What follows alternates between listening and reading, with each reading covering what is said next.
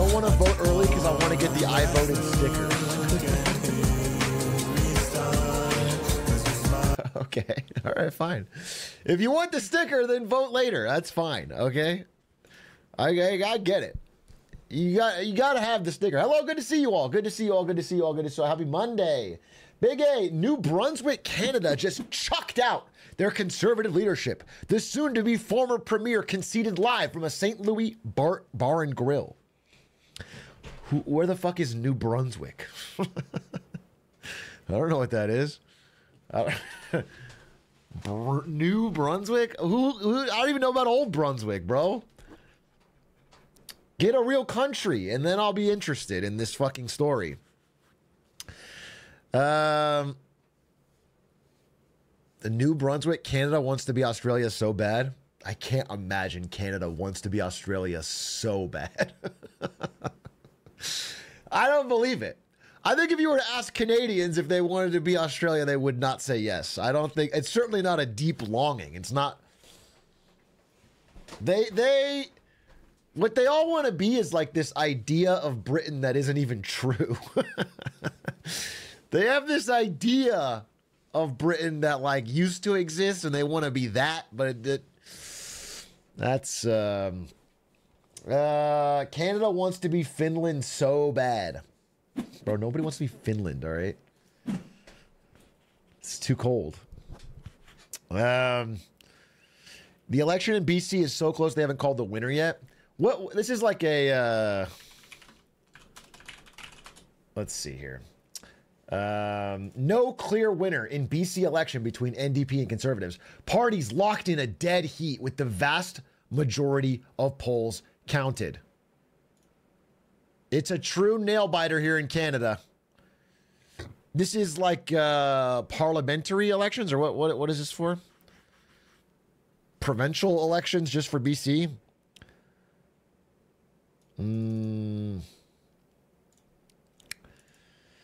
This is a very close race. Very close race.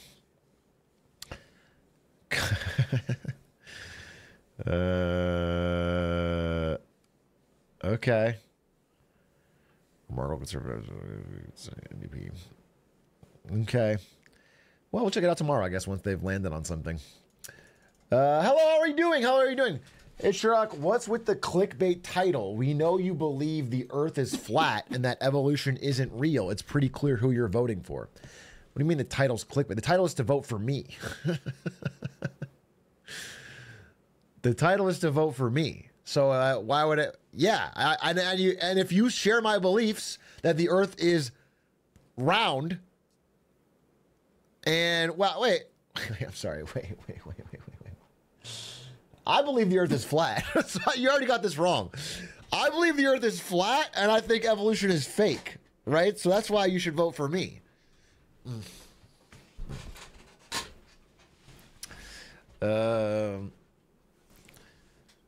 Big A for sure gonna cast a vote for Cardi. I'm absolutely not gonna vote for Playboy Cardi with the write-in. Big A, why do you keep wearing golf polos? I miss the flannels. Why do you keep commenting on my fucking dress?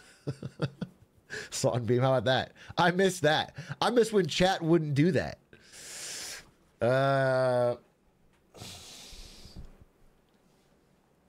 Big A, do you think there's anyone who believes in evolution and flat earth? I'm sorry.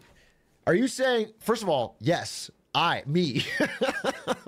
We exist. There are dozens of us, okay? Evolution is real. The earth is flat. Those are just facts. Okay? Man evolved from apes and we did it on a flat plane. There's an edge of the earth and you can fall off of it.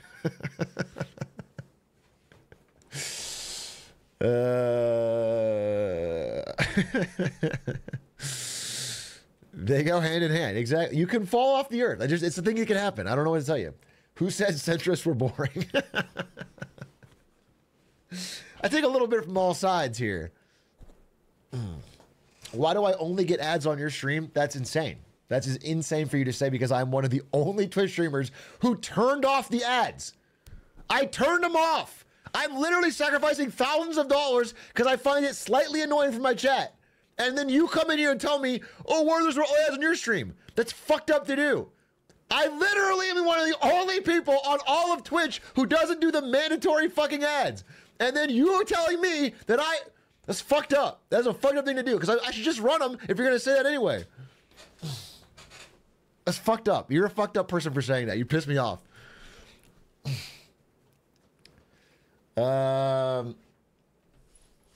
Do you believe in the Pac-Man theory, where instead of just falling off the very edge of the flat Earth, you just teleport to the other side?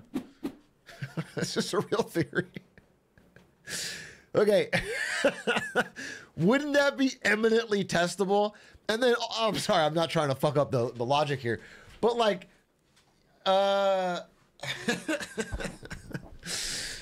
but you know, if that were true, wouldn't that be like 100% proof that we're living in a simulation? What would the physics reason be for you to teleport to the other side? Wouldn't that be 100% reason that we're just in a giant game of The Sims? Atrioc, I've been tuning out the news recently, but I wanted to get back in, so I bet my life savings on Joe for president on Polymarket. What do you think? I think I'm riding with Biden, folks. I think he's going to make a comeback. Did you guys see the lip readed? There was a video in the church with Joe Biden talking to Barack Obama in like the corner. And they like zoomed in on him and then hired a lip reader to try and read their lips. And we don't know exactly what they said, but the lip reader from like the New York Times was like, it was Joe Biden saying, I'm stronger candidate than her. And Barack being like, yeah, I mean, yeah, bro, for sure. It was like Joe Biden still talking like he can get back in this race. Which I think would be an unlikely pivot with 2 weeks until the election. I don't think, but I've still got my Joe Biden t-shirt, bro. We're riding with Biden. I'm writing it in. Hey, Atrioc, we're curious if you'd like a key for claws and is this Mad Mushroom? Who's running this account? Is this Zach? Who's doing this? It is Zach or it is Mad Mushroom? We're curious if you'd like a key for Claws and Chaos. A new auto battler coming out tomorrow on stands. We're playing at 2 people ahead. This is Mason, the community manager. Hi, Mason. Yeah, you send me a key. Do you have my Discord or something?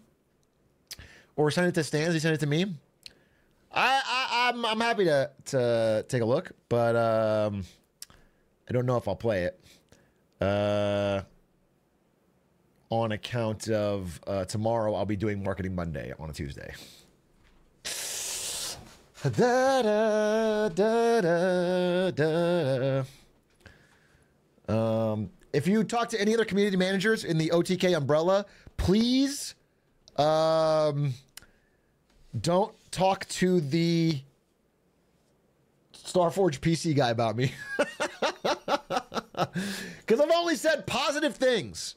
All right? I've only said positive things. I've only said positive things. Of course, of course, of course. Keep everything above board. Atrioc, did you see Trump worked at McDonald's? No, my title is just totally random happenstance. Are you telling me Trump actually worked at a McDonald's? And then I said Trump's McDonald's work ethic in my title completely by happenstance? That's so incredibly cosmically lucky. What are the odds? Literally, what are the odds? They're so astronomical that if I were in your position, I would assume that I already had heard about it, but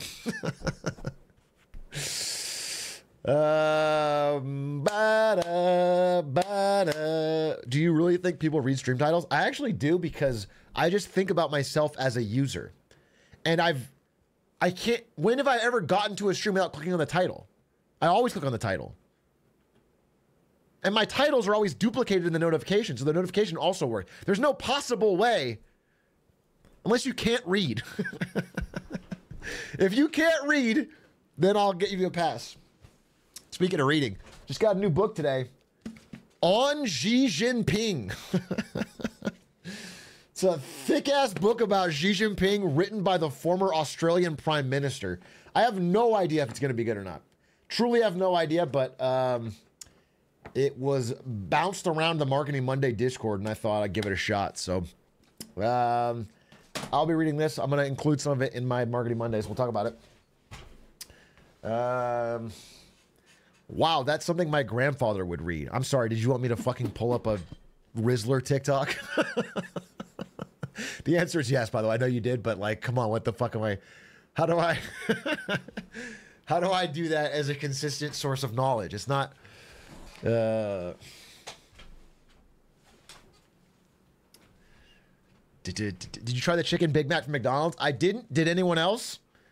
I'm gonna be honest. The chicken Big Mac from McDonald's look like absolute dog shit. It looks fucking like this extremely breaded, trashy, unfilling, makes you feel sick afterwards type burger. However, I have not eaten one, so I'm kind of speaking out of turn. I would much rather have a regular Big Mac or a Popeye's chicken sandwich. In no world would I want the McDonald's chicken Big Mac. Blech! Yucky.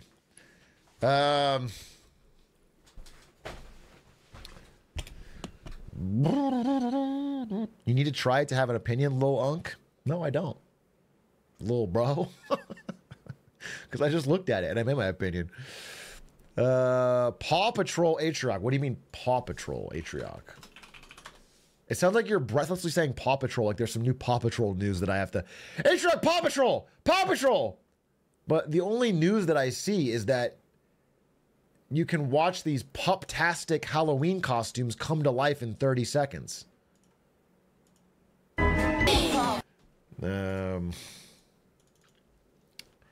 ACAB includes Paw Patrol? Yeah, but I think, in my mind, it's specifically Paw Patrol. I think the first thing that needs reform, if we were to focus all of our collective energy on any type of police reform, it would be entirely on Paw Patrol. It's the real source of the problem. Ishrak, as a true T1 fan, I expect to see you in Paris on Sunday. Can you confirm? I am a massive T1 fan, but also a massive France hater. I would never set foot in that smelly city. So, unfortunately, I will not be there in Paris. However, in the grand finals in London, jolly old London, I will probably go if T1 makes it. Yeah, I think I will. My only concern is I won't be able to stream it. So I don't know. I'm thinking. FlyQuest will win. It's so funny that they really could have. Isn't that crazy? They really could have. It could have been FlyQuest T1 semifinals. It would have been the coolest North American moment. It would have been fucking fazillion views. God damn. USA really came that close. Crazy. Crazy stuff. You could make a downfall of Britain while there. Oh my God, that's my dream. I go to London, I watch Faker win, I film some random, like, dirty street corners, and then I make the downfall of Great Britain video and get 1 million views. That's actually awesome. It's a write-off. It's tax-free. What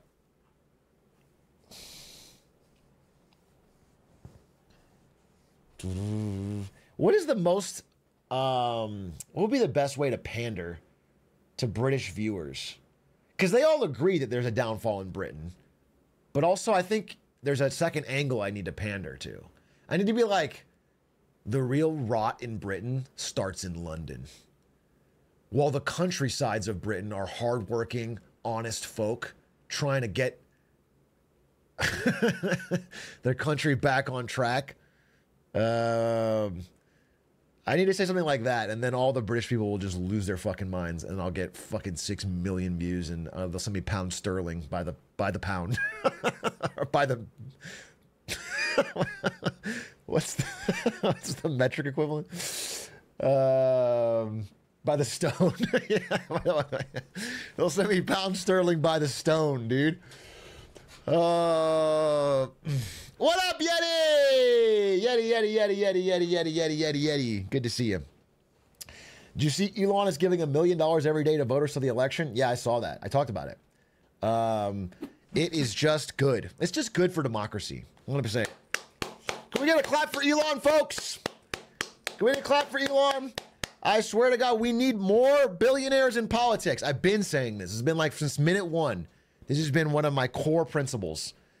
I feel like we don't have enough big money in politics. And the more that powerful and rich people can influence elections and drive people to vote a certain way, that's awesome. That's good. I really, really like it. So I'm happy, and I'm hoping for him to do it more. You know, because, for example,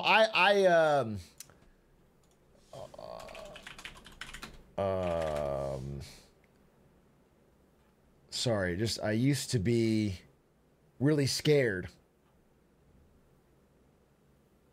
Where's this? I'm trying to find this,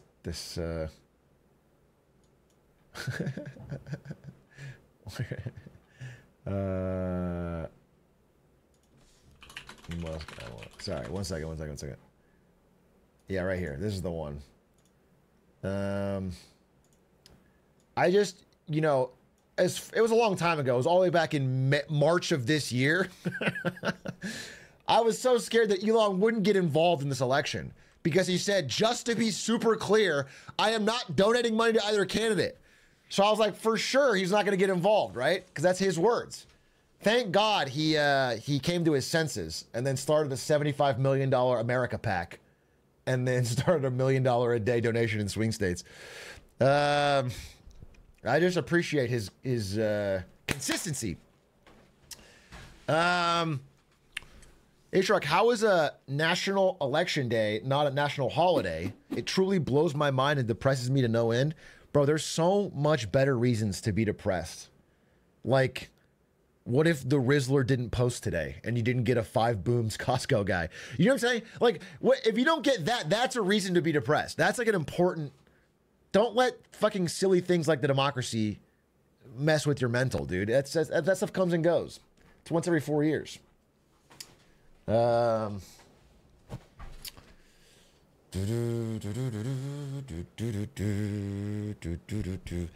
mean, yeah, it should be a holiday. Yeah, for sure. That seems like an easy fix. But I don't know. You know what's interesting that people aren't talking about is that for a while, when I was growing up in the Stone Age of the 1990s and the early 2000s, there was declining voter participation basically every election. Basically, all into the late 90s and the early 2000s, every election people would vote less. They just opted out, and now they're voting more and more and more. This is gonna, like, 2020, and I think expected on this one are gonna be some of the highest voter turnouts of all time. So even with election day not being a holiday, people are still getting out and voting.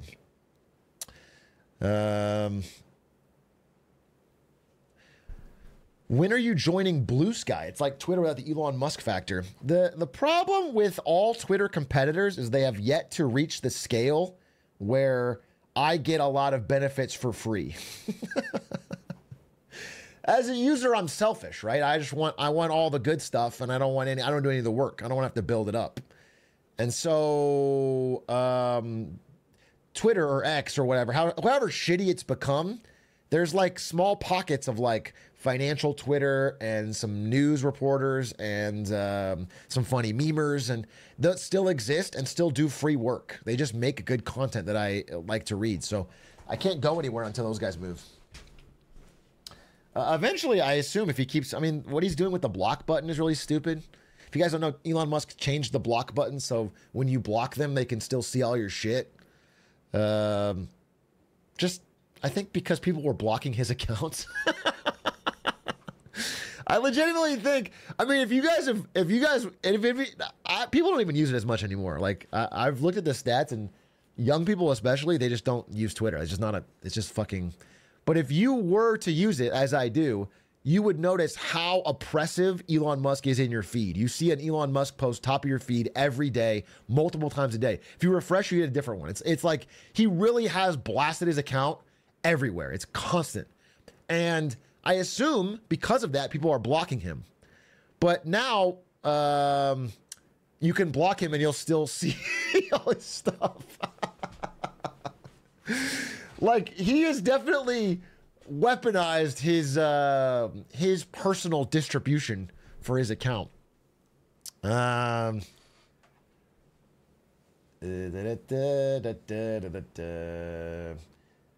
been seeing KSI posts lately about him being salty. This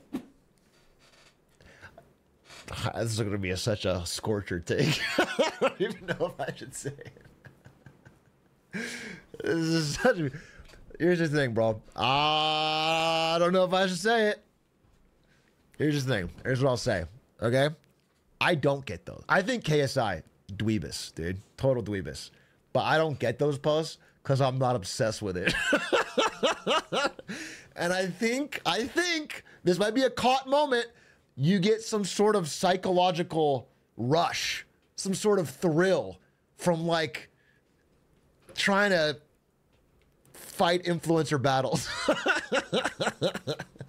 I think it makes your day brighter. If KSI posts something stupid and you're like, yeah, and then you get to get other people and dunk on him in a Reddit comment, like, it makes you doesn't improve my day, so I don't see that stuff. Caught should not be banned. Caught is my favorite emote on all of Twitch, and it should not be banned. From the screen to the ring to the pen to the king. And it's just kind of crazy. I don't know. Like, I feel like, did Mozart go through this level of hate? Did Beethoven? Why is such a great artist who can pen such an amazing song get torn down by the community? It's a bit of a Christ-like situation. Caught. That being said, I'm not above a good dunk. I'll say it. The fact that Lunchleys got found with regular patterns of mold in them is very funny. After all that, come on. I'm not fucking Jesus Christ here. I'm not above it. That's hilarious. That's ridiculous. You can't talk all that shit on the fucking cheese of Lunchables and then have mold in your cheese. And that's bad. So, you know, win-win. Why did KSI DMCA every song creator that played his song? I don't know. That's really stupid, honestly. It was free publicity. It's kind of what made the song, was the ironic part of everyone either hating it seriously or ironically loving it. Should have leaned into it. The mold takes control of the Wait, what? The child eating the Lunchly. It's a mind control weapon. Yes, indeed. Yeah, I mean, it's just funny. It's just funny because at first I thought, oh, maybe somebody like left a Lunchly out in the sun and then got the mold to make a own, but then like, no, it's confirmed. Like, they just have natural mold when you buy them. Some of them. That's untenable. You just that is not, you can't do that.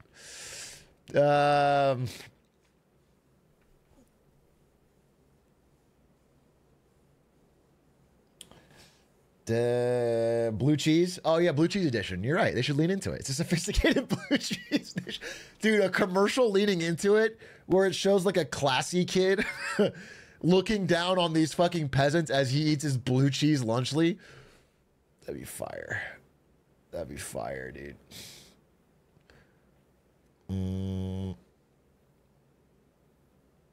Big A, did you see Legal Eagle endorsing Kamala? I did not. I haven't watched much Legal Eagle. I have nothing against him. I think he's probably really good. People seem to really like him. I haven't watched him. But maybe I will. He was so serious. It's a good video. Maybe I'll watch it. Did he see that Trump worked McDonald's? Did Legal Eagle make that video before Trump served the fries without the human hand? Because that changes minds. That changes hearts. That changes minds. Okay? So, I'm sure he didn't wait to see all the facts.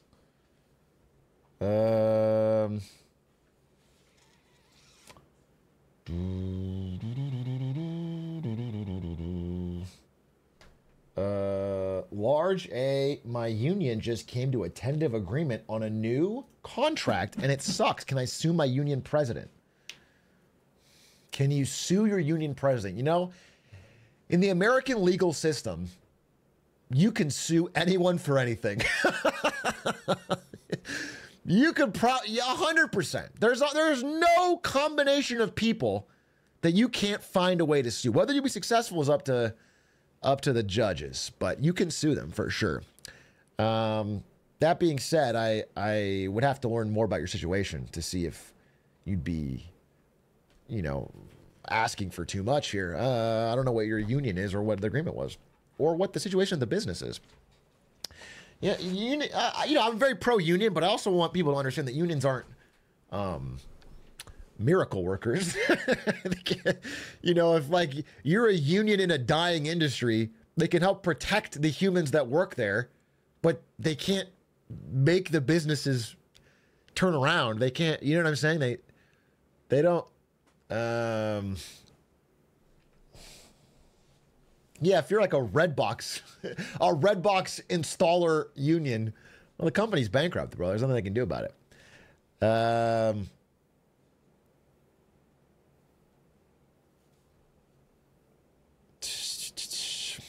Atrioc, have you ever looked into third-party platforms? I mean, they have no... I'm sorry, did you say no chance to win or little chance to win? Because it is no. It is no chance to win. Not really in America do I ever care about third parties. And it is because they don't have a chance to win. And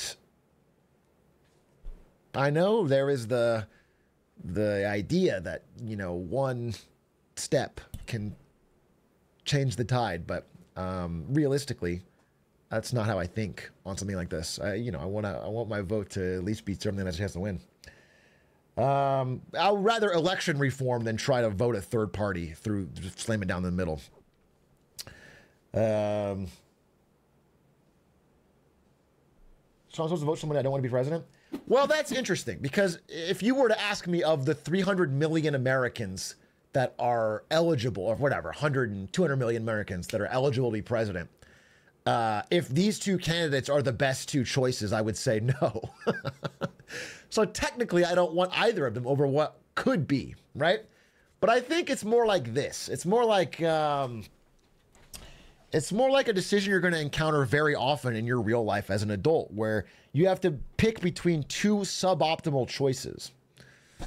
Like, let's say you have a job that's kind of stable, that you don't really like, but it's fine. And then you hear about a job opportunity in a different city that might be better pay or whatever. And you're like, oh, that's interesting. And they offer it to you.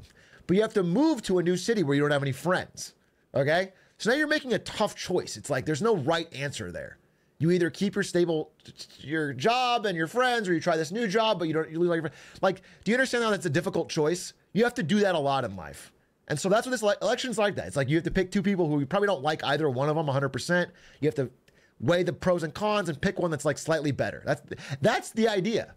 That's not crazy. That's actually pretty normal. And if you can't do that, I find it to be suspect of your judgment. Do you know what I'm saying? I feel like you're going to be constantly waiting for this perfection that'll never come.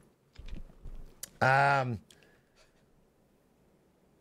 being said, I still advocate for election reform. I would love to see something other than first past the post. I would love to see ranked choice. I would love to see destruction of gerrymandering in all forms, all that stuff. But I mean, you know, yeah, I also know that if I just sit there and wait for that to appear out of nowhere and never vote for one direction, nothing will happen.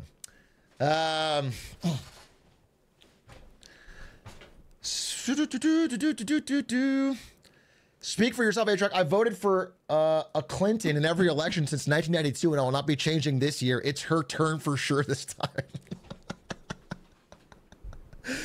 Hillary truthers, okay? You're a rare bunch. You're a rare bunch. Every year since 1992, you've been with her. Interesting. Interesting. I think you can turn the tides this one. I do think that this is going to get me canceled, but I'll say it. I think Bernie can still win. I know the election seems to be over, but I honestly think he can still win that election. And he's not going to have a lot of days left, obviously, once they install him, because we're almost at a new election. But I think I think this last week could be his. If we just finally recount and check the... I'm voting for Jimmy Carter. Jimmy Carter is, I believe, legally dead. Based on that photo. Based on the eye test, Jimmy Carter is legally dead. You guys tell me if Jimmy Carter...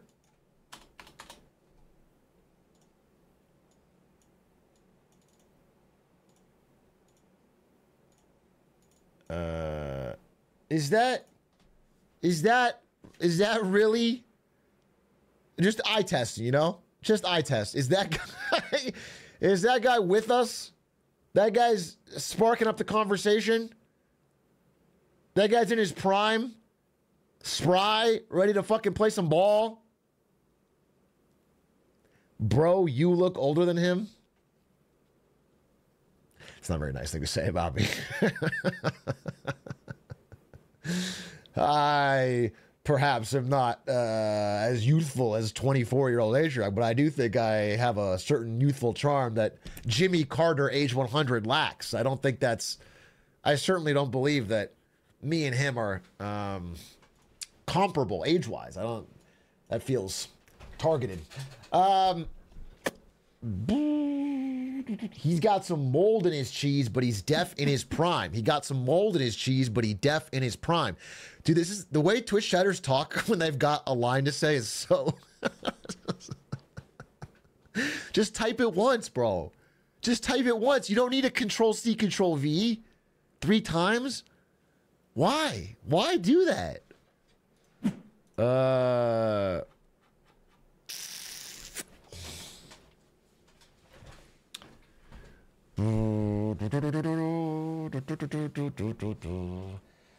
Hey, Shrug, do you think Trump is getting desperate? To be honest, this is uncomfortable for me to say sometimes. I have a pretty left-leaning chat. I'm voting for Kamala Harris, but I think Trump's going to win this election.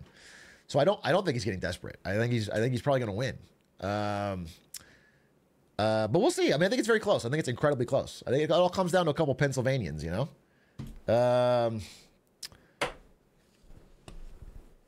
I think it's...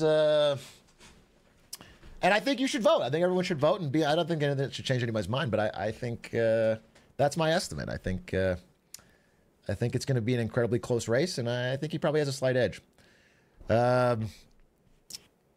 Big A, just get a Trump tattoo. That'll guarantee a Kamala win. What did I say when I got that tattoo? It really is iconically bad. What did I say? What was the tweet? It was like, getting a tattoo. Getting a tattoo.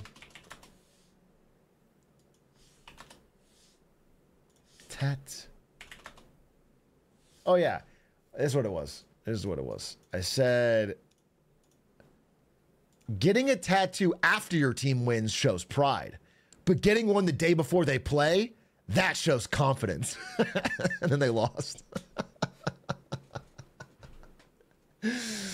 Cinema! Cinema! Dude, it's just so fire they won next year, though. It's so fire. What a fucking arc de triomphe. Yeah, I don't think I will be getting a Trump tattoo and saying, getting a tattoo of your candidate before the election shows pride, or after the election shows pride. Getting one before the election, that shows confidence.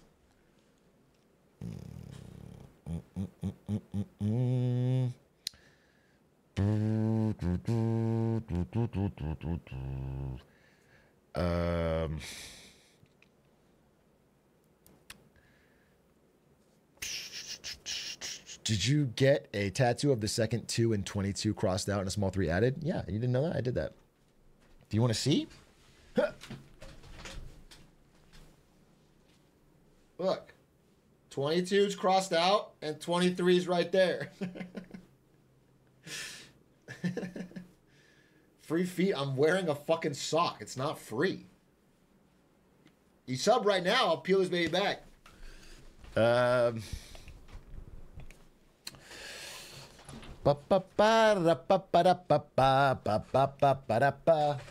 Ra-ta-ta-ta.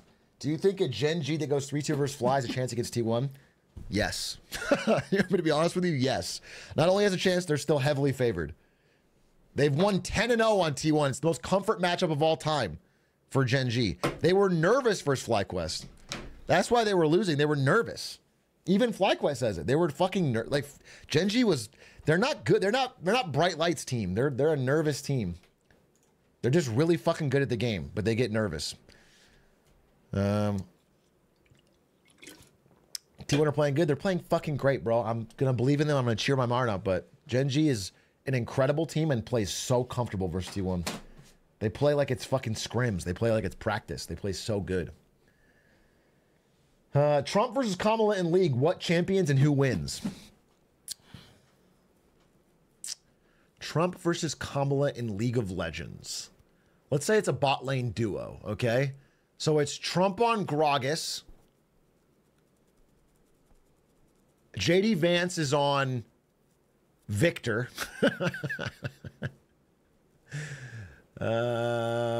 Kamala's on Alawi, maybe? Sona? Caitlyn? And then Tim Walls is Anivia. Easy.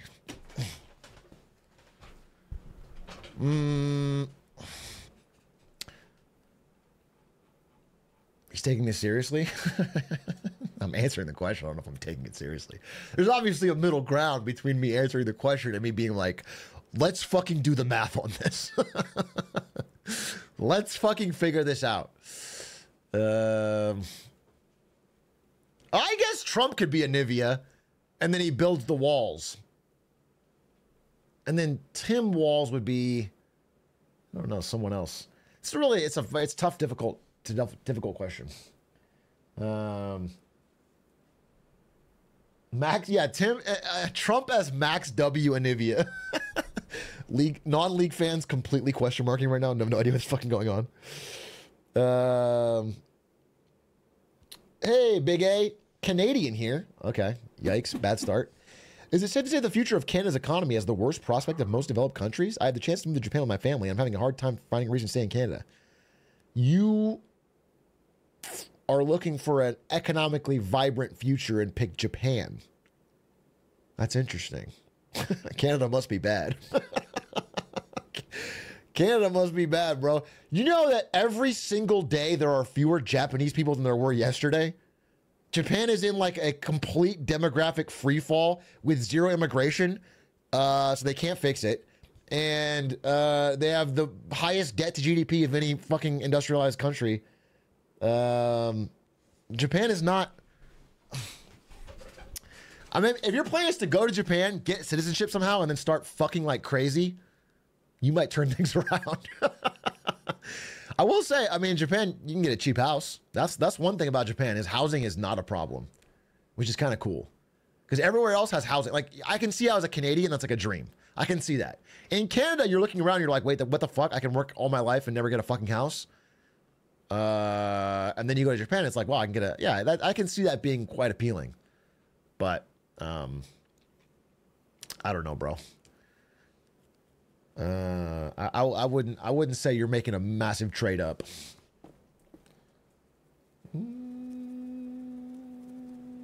As a Canadian, we just want houses and groceries, but that's like an upper class thing now. Yeah, I mean that's the thing. This is my main theory on the fucking world. Is the disaffected youth of all major industrializations comes down to one thing: the fact that they can't afford a fucking house.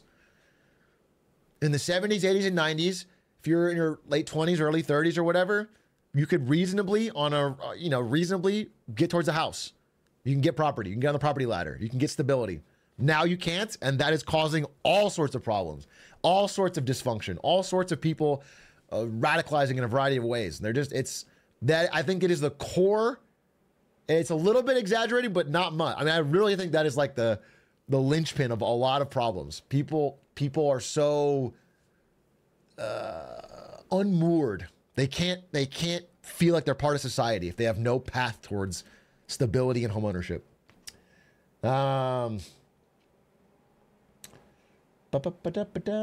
Bro, I'm Gen Z, and I don't need a fucking house. I just live in my car. What the fuck is everybody complaining? And there's a counterpoint. Perhaps you guys are all a little bit too greedy Gusses. What if you could live in your car like this Gen Z? Here's what I'm thinking. If you have a car, let's say a massive car payment, big deal. You can travel wherever you want, and you can lean this seat back and scroll TikToks. What exactly are you missing out of life?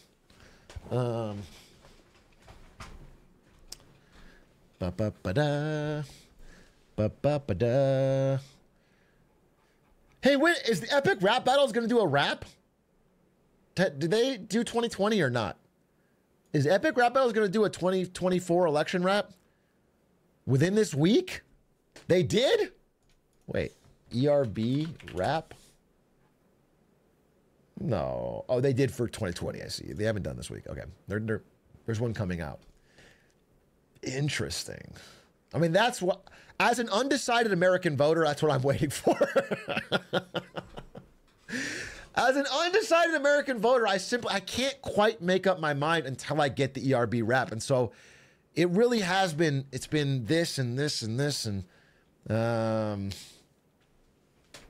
I just can't quite lock in.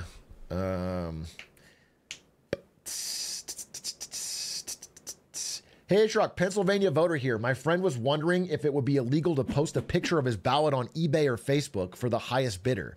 This is hypothetical, of course. You don't need to do that. Just DM it to Elon Musk directly. Just fucking DM it to him directly, and then you'll be off the grid, and he will pay. He'll be the highest bidder no matter what. So you're good. You're good.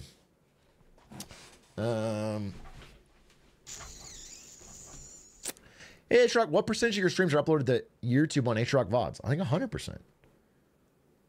Pretty much every stream I do is uploaded to Atrioc VODs. I assume. I don't super check, but that's what I pay them for. So I would hope so. I would hope so. This lecture talk makes me feel like a doomer. I hope you don't. Optimism. Understand that though there is a jittery heartbeat type line, I do think the arc of history is bending upwards. Atrioc, how do you think the state of the election would be different if Trump had won in 2020 and couldn't run this time? It's not even worth discussing. It'd be so drastically different. There would be almost no parallels. It would be 1,000% different in every way. It would be two entirely different candidates, likely, with entirely different discussion points. There's no. Who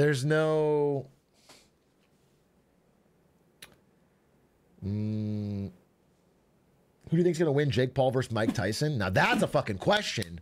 Now we're talking about real shit. I thought they canceled this. Am I wrong? Are they still doing it?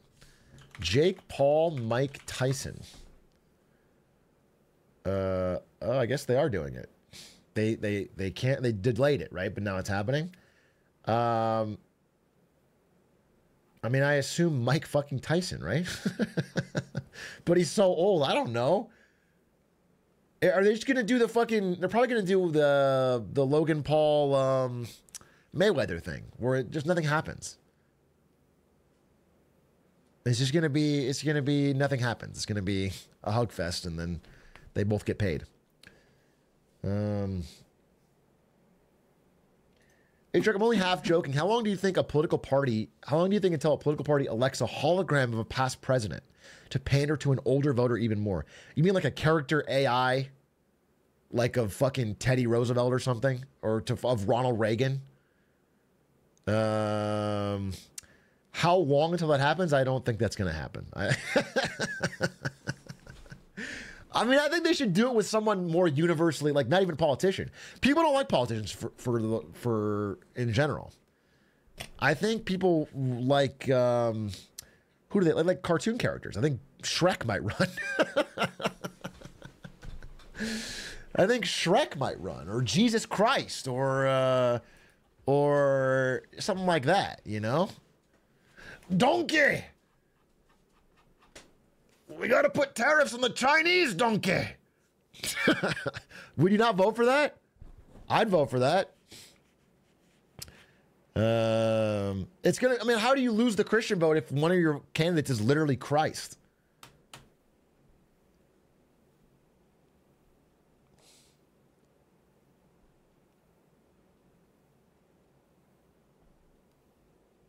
Eddie Murphy in a donkey mask. It's a hologram of Shrek, and then literally Eddie Murphy wearing a cheap donkey mask as the VP.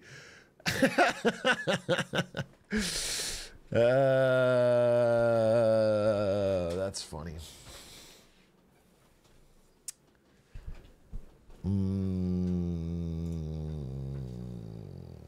Sounds like a good way to lose that vote. You think so? You think a hologram of Christ would lose the Christian vote because it's like sacrilegious? That'd be true. It might be true. You're probably right. That would be like making custom branded Bibles made in China. That would lose you the vote too, right? Shrek 5 ends up just being a presidential campaign announcement. Yeah, dude, I would actually go nuts for that. I would go nuts for that. Not to overreact, but I spent a hard-earned sum on Big A when he said he would show feet, and here we are with no toes. I was not being serious. You are overreacting. Hey, Big A, my Canadian province, BC, just had an election, and the incumbent party didn't lose, which is surprising, but I think it's only because the opposition threw the election away by being a little too batshit insane. It should have been so easy for them. People here are pissed at the cost of living and just want change. I heard about this. The BC, I thought it was still up in the air. Is it settled? I thought the BC election was like a recount, actually. I think it won't be known until recount is complete October 26th. So we'll see. We will see. We will see. We will see. We will see. We will see.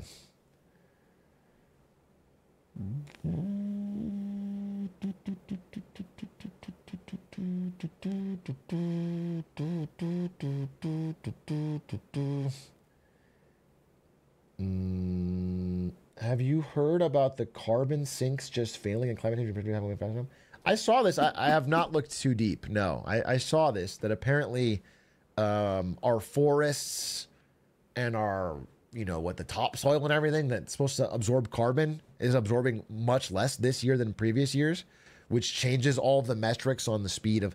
But I would like to do a couple extra rounds of review. I saw it through a fucking tweet, right? So it's not.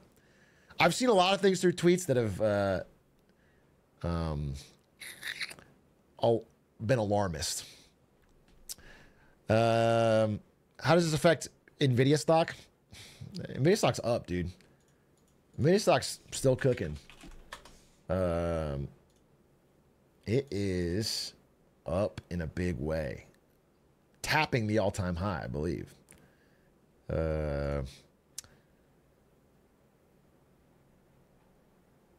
Is it higher than when you sold? Absolutely. Not significantly, but certainly. However, I think I would be more miffed about that if the things I put the money into weren't also quite up. Yeah, it's like, what I was around like 120.25 when I sold, 145, yeah. People on TikTok have heard the carbon sink for the first time. Yeah, I have been burned before by jumping on a trend that hit TikTok and Twitter as a news items, and you find out it's not what you believe it to be. How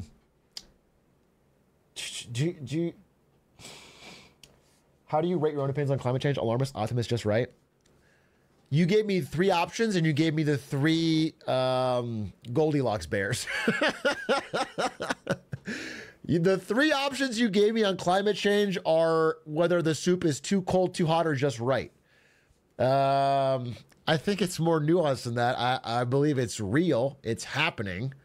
There's the only thing I think that maybe is perhaps too optimistic, but you can hear me out. In general, people tend to think very linearly. So if something is going a certain way, they think about it as going that way in a straight line. However, generally, things in real life move hyper exponentially. So while right now things are getting much worse, I fully believe that if we can get the incentives aligned, towards people reducing emissions or to fixing the problem or to making new clean tech, you can change those graphs rapidly, extremely quickly. I truly believe that because it's happened with in a variety of industries for a variety of, and so I do believe that, and I'm generally more optimistic, I think, than some people in this chat. You human beings have a very, very, very, very incredible capacity once things align to just move at levels people never thought were possible. Things can change very, very quickly. And also, I'm just a general anti-doomer. You know, I just think it's like, I don't know. It doesn't do anything. It's unproductive. It's just people who, they get a thrill out of it, you know? They get a thrill out of it. It makes them feel good. Did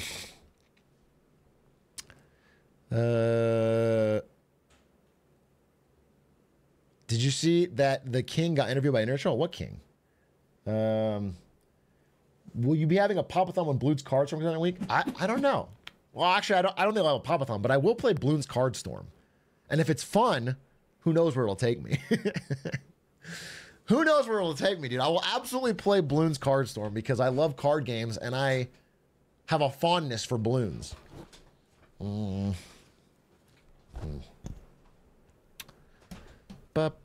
King Faker interview? I think I already watched this. It was good.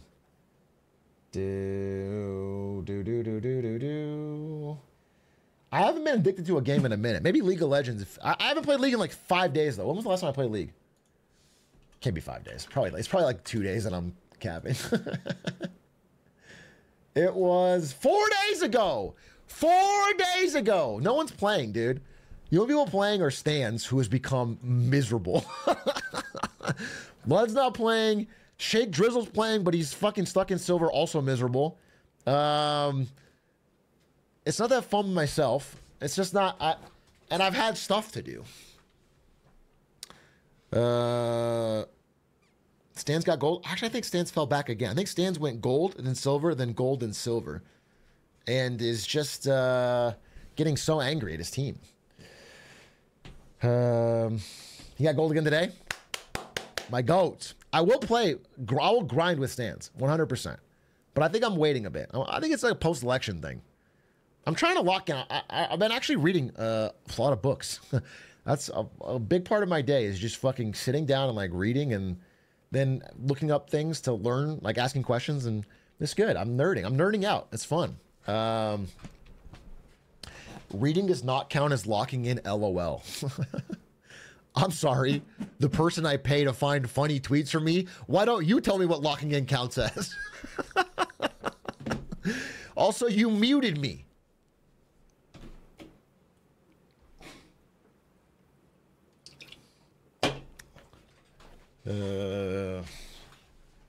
Perhaps in our insane, hyper-mediastized world where we are bombarded with fucking fractional pieces of information every nanosecond, every picosecond, that sitting down and reading a book is locking in an unimaginable way. Perhaps quieting your mind for a few hours and trying to learn on one subject, even slightly on a deep level, might actually be locking in.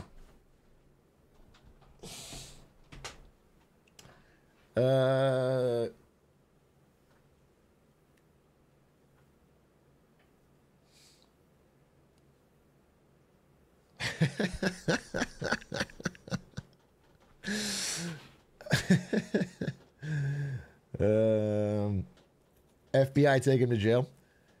Do you think meat alternatives are possible to gain market share, or are we too Big Mac pilled as a nation? If you try to take the Big Mac out of my hands, I will shoot you with a gun. George Washington said that when he founded America.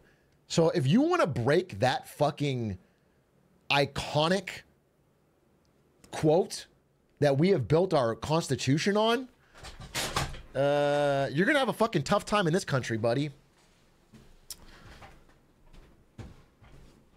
Yeah, it can take market share, but it has to taste better. That's it. I mean, that's every time they make a new meat substitute that tastes slightly better, they get slightly more market share. That's the fucking long and short of it, dude.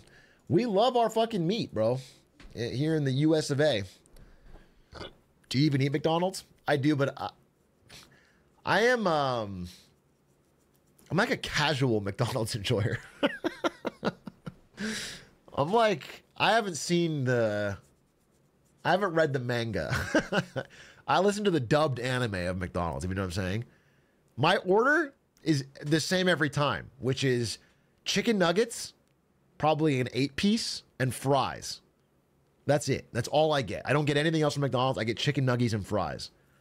So I'm not really about that life. Okay, I haven't had a Big Mac in a long time, to be honest. And I don't get a McFlurry. I don't get the apple pie. I don't get, what sauce? Honey mustard. Honey mustard. I'm a honey mustard chicken nugget. Sounds fucking good right now. Sounds fucking good right now. I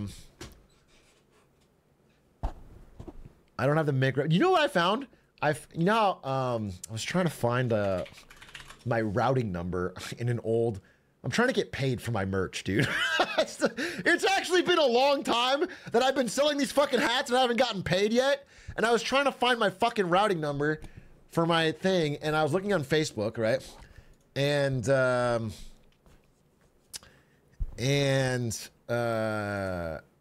I found it like notifies you old memories or whatever. And it sent me this old memory of Ari, my wife. Where is this? Is it right here? Yeah. 12 years ago, 2012, posting on my Facebook wall about the McRib. In 2012, she posted some quote about the McRib and said it's all about the marketing. She was flirting with me. She was flirting. There's no way she would ever say that. She was trying to flirt, bro.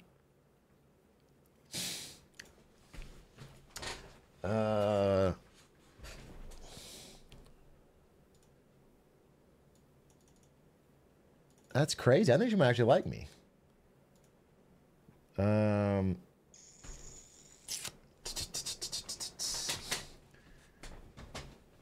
Did you should marry her? I don't know. I'm a little nervous. I don't want to shoot my shot. What if I get struck down? It'd be too embarrassing. Hey,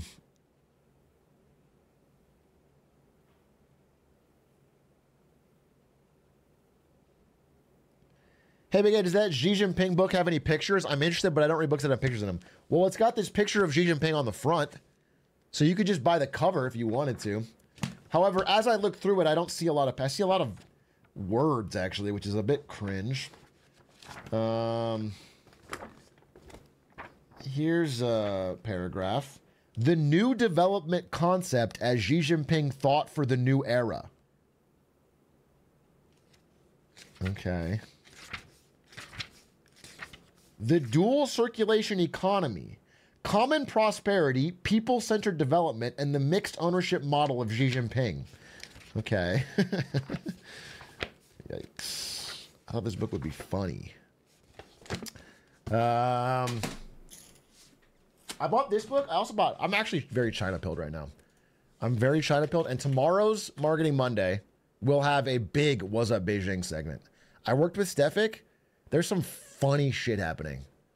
In fact, the reason I am a little bit late today, well, there's a variety of reasons, and I'm not going to fucking toss anything under the bus, but one of the reasons I'm late today is because I pivoted from a Halloween edition Marketing Monday, which didn't have enough stuff and kind of was boring, to a global update Marketing Monday where I'm going to have not just a What's Up Beijing, but like a Good Day Australia and like About Canada and like there's going to be like all these different segments, and that's the plan. So it's I pivoted and I didn't finish the slides in time.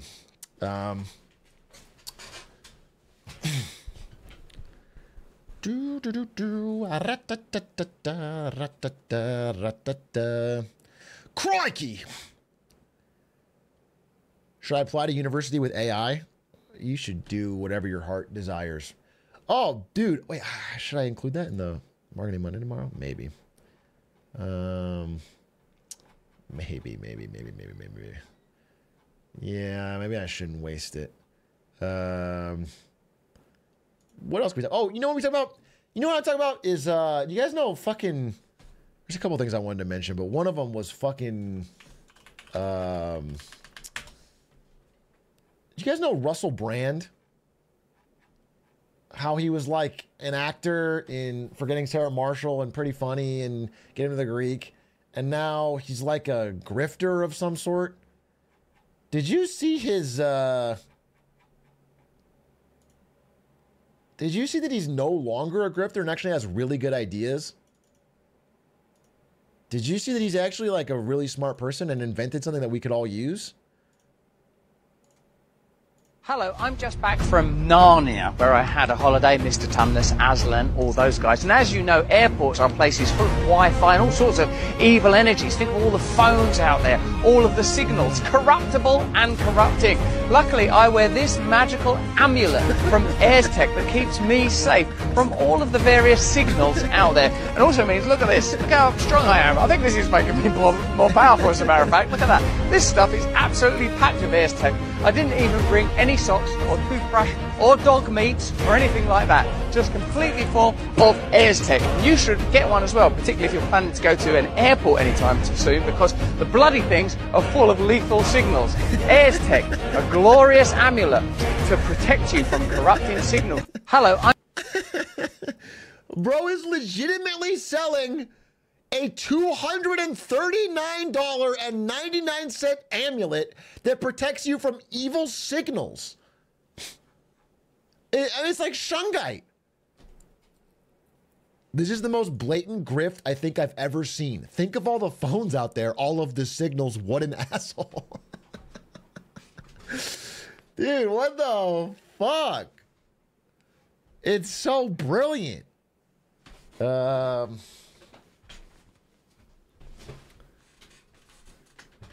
Wait, he's married to Katy Perry? Is that real? Katy Perry, Russell Brand. Oh, they're divorced. Okay, I was gonna say, like, why would he need this money if he's married to Katy Perry? Why would he need the money? This is such a grift. However, I mean, what if the signals? You know what I'm saying? What if I should buy one? I can't rightly judge because I bought the Flouse Flosser. I'm not kidding. I bought it. You guys want to see it?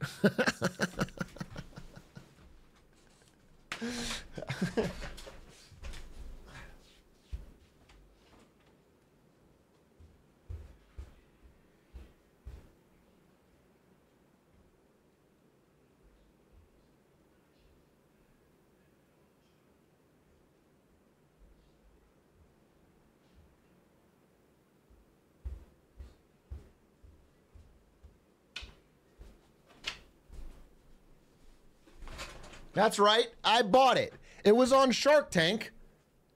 And I bought the Flouse Flosser.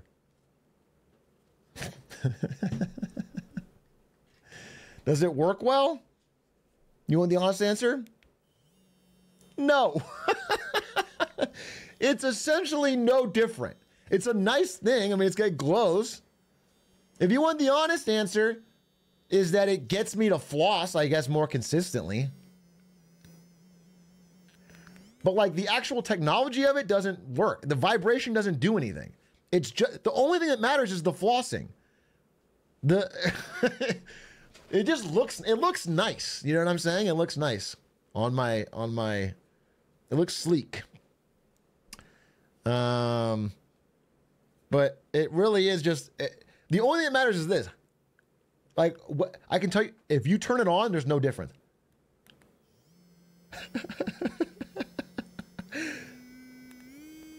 It's not. I mean, look at the string. It's not actually doing anything. The electronics part are useless, but it is like, it's just a nice handle to hold a floss pick, I guess. So, the Flouse product, if you have an extra $129 to blow, you could do worse than the Flouse. But I can't honestly recommend it. I can't honestly recommend it.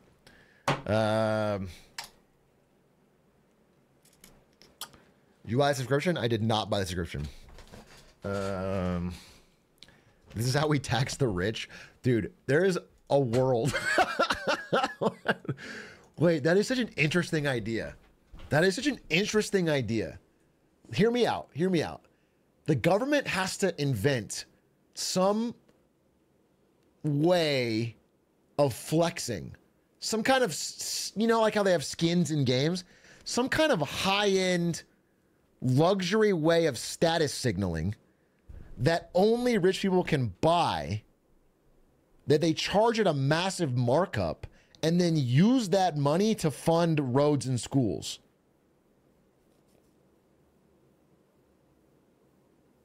I'm trying to think, like, imagine this. You know how you can get an I voted sticker when you vote? What if you could get like a fucking special one, like a gold one or something? Or like there's a sticker you can get that says like diamond level citizen of the United States or whatever. And then like you run a lot of ads to make that seem like a status symbol. So like any rich person that doesn't have their diamond pin feels like a loser because they're not doing their civic duty. You need like a diamond pin to say like, I'm a good citizen. And then so people start buying these for 10 grand or whatever. They cost nothing to make, or like 10 cents to make. That 999, you know, that difference, that goes to schools and roads. Imagine if every fucking Bill Gates or whatever, they all have the fucking diamond pin, and all that money's going straight to, because they'll never pay it in taxes, but if they buy it voluntarily, it's interesting. It's interesting. It's like the $500 Ari skin of taxes. Yeah. Listen, I'm just proposing solutions here. All right. Somebody's got to make modern solutions to modern problems. Poors. Yeah, it's funny. It'd actually be so funny. Rich people don't buy it at all. Poor people fucking buy it with debt. It just bankrupts poor people. Rich people don't buy it at all. It works opposite.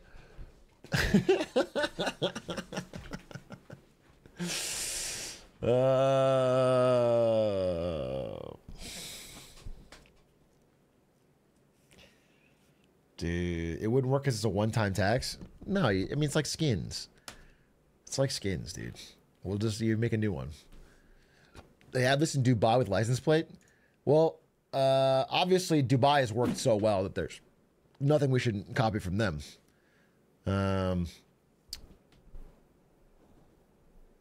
Have a presidential election every month, the rich go broke. I don't think that is how it would work. Yo, what's your citizens rank, Blow? You're silver, ew. Dude, how fucking dystopia would that be? Having an actual, like, public citizens rank based on how much money you spend. Literally having iron, bronze, silver, gold, and it's based on how much money you spend. Yeah, ranked solo citizens rank.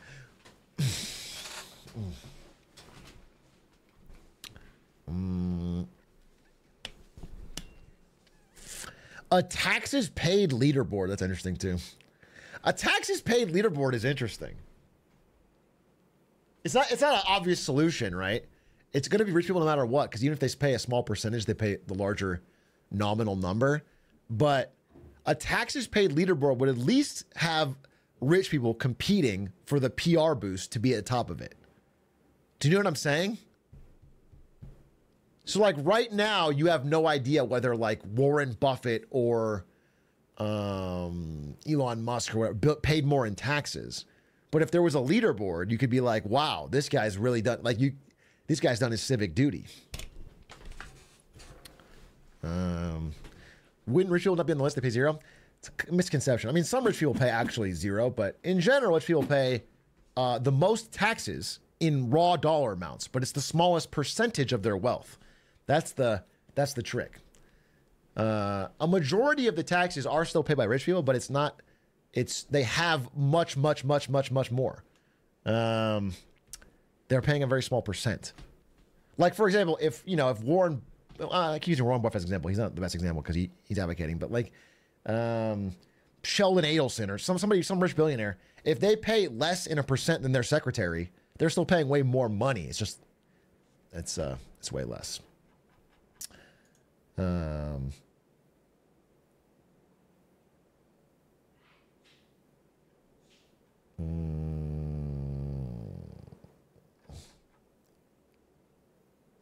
I don't like that because what if I get rich? Why do they take my hard-earned money? So based. So fucking based, dude. They should never, ever, ever tax rich people because I might one day be rich. It's smart thinking. You're thinking for the future. You're planning. I don't plan to be poor. He's convincing me. He's actually convincing me. I ain't planning to be poor, motherfucker. Do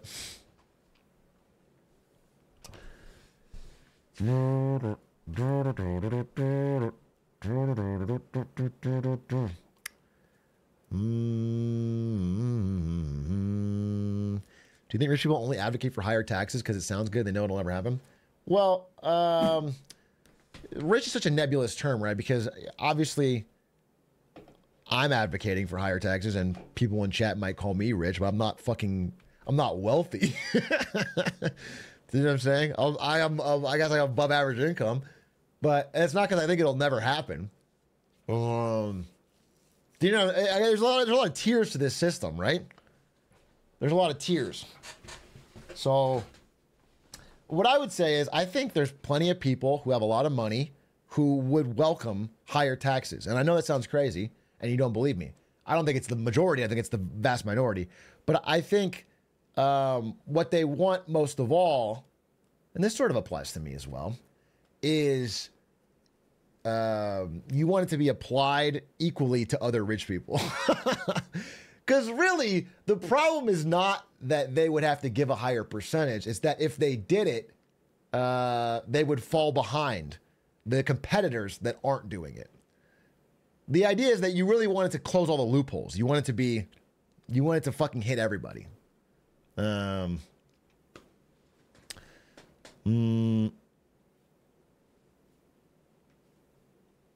are rich in finger girth. Thank you. Thank you. Warren Buffett may have the money, but I have the finger girth. Thank you so much for that compliment.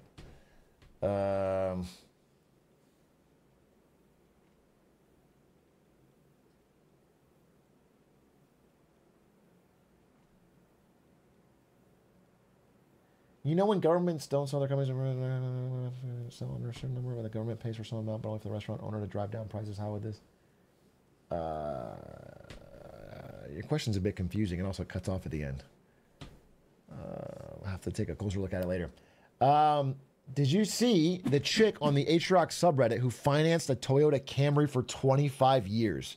She spent $250,000 for a $30K car. That's heroic. That is doing their part to spur the economy.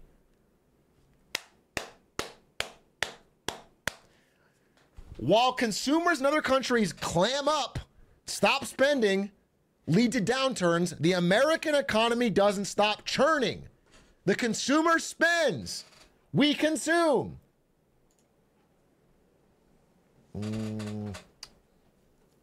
I assume that is exaggerated or a joke, but people do spend. I mean, people's misunderstanding of debt and interest has caused an untold number of people to spend an untold amount of money on interest payments that they shouldn't have. That's like a real concerning problem. And one thing I try to talk a lot about, especially with things like Klarna and Afterpay. What's crazy, actually I can talk about this because it's not mentioned tomorrow. Dude, mortgage rates are not, this is probably too in the weeds, I guess, for people that already can't afford a house, but mortgage rates are not falling. Dude, all of that, the 10-year is rising, actually. Even after the Fed cut rates, mortgage rates have not changed. They're actually still rising. So it's problematic for all of the real estate, Airbnb jockeys and real estate professionals and everyone who's been saying, don't worry, the Fed's going to cut rates, all rates are going to go down, the market's going to get hot again. It's just not happening. Aren't mortgage rates tied to the Fed funds rate? They're not tied to it. There's no mechanical law. They just generally follow each other, but they're not. This is it just means that everybody who's been like, hey, don't worry if your house is not selling, the Fed's going to cut rates and then mortgage rates are going to go down and it's going to be cheaper to borrow money and everyone's going to start buying your house at high prices again. It's not happening. It's just literally not happening. It could still happen if Fed's going to cut rates again, but it's going to be a real problem, especially for anyone who's like the Airbnb jockeys of Florida and Texas. I mean, dude, Florida's got a much bigger problem with the fucking hurricane driving down. I mean, no one wants to live. I mean, the problems in Florida are myriad. Interest rates will continue to fall in 25. What I'm saying is Federal Reserve interest rates will continue to fall. Fed will continue to cut rates. But Fed cutting rates has not had an impact on mortgage rates. Normally, when the Fed cuts rates, the mortgage rates also fall in line, in lockstep. It's not happening. They cut rates, mortgage rates rose. Everyone was saying survive till 25, survive till 25. There's a chance it doesn't happen. And so all of a sudden, all these houses are just not getting bids. Dude, if you look at I swear to God, look at Texas, dude. Just open up a random neighborhood in Texas in a big city and look at the number of houses for sale. It's crazy. They're all getting price cuts. Let's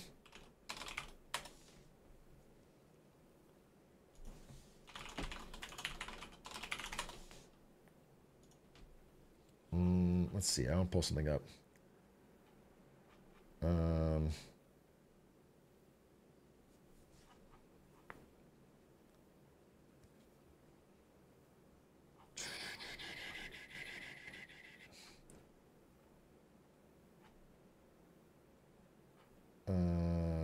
Let's see.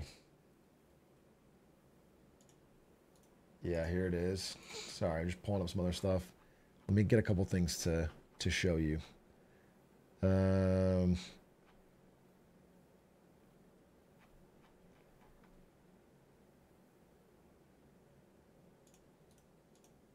Here's San Diego, bro. This is California. San Diego inventory, which is like houses for sale, up fucking 89%. 12,000 Airbnbs on the market. This is delinquencies by a city. Look at this, dude. It's up. Minneapolis, Stanford, Tulsa, Hartford, Portland, Charlotte. This is all up. These are all way over 2019, like pre-COVID rates. If you're in here, you're probably fine, but this is good for the economy. Well, again, like I mentioned all the time, once you let a real estate bubble, for example, or any bubble, get out of control, the right answer is you need to pop it and normalize. However, doing that, because it's already gotten so big, is painful. It's painful. It has to happen, but it's painful.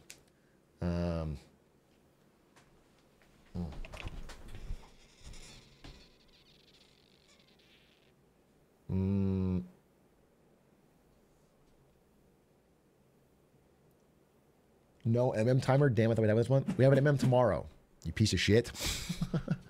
I said it like fucking 4 times. Fucking annoying. Okay? I said it tomorrow. I said we're doing it based on the global fucking... Annoying, dude. Fucking annoying.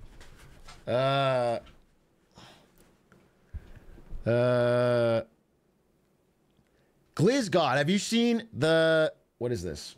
The recent uptick in nuclear energy companies and small amount of, yeah, we talked about it. It's going to be in the video today.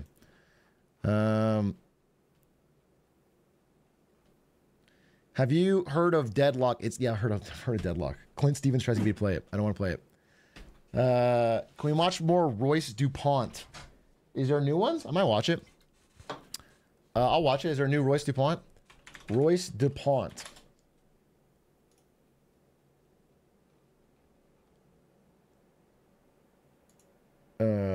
It's not addiction, it's dedication. Okay.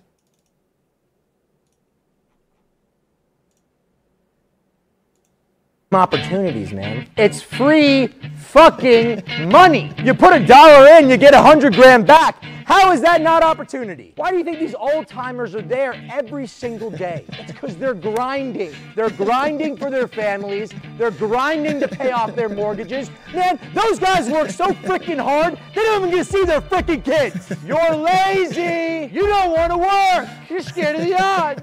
You're scared of a gambling addiction. Oh God, oh, not a gambling addiction. Oh, the odds are against me. Oh, I have a 1 in 34 million chance of winning the jackpot. Give me a freaking break, man. You're scared. You're scared of being rich. Holy based! Finally someone says it, dude. Holy freaking based. Yes. It's all fear. It's fucking fear of success. People are stuck in their own ways. They're afraid of putting it all on black.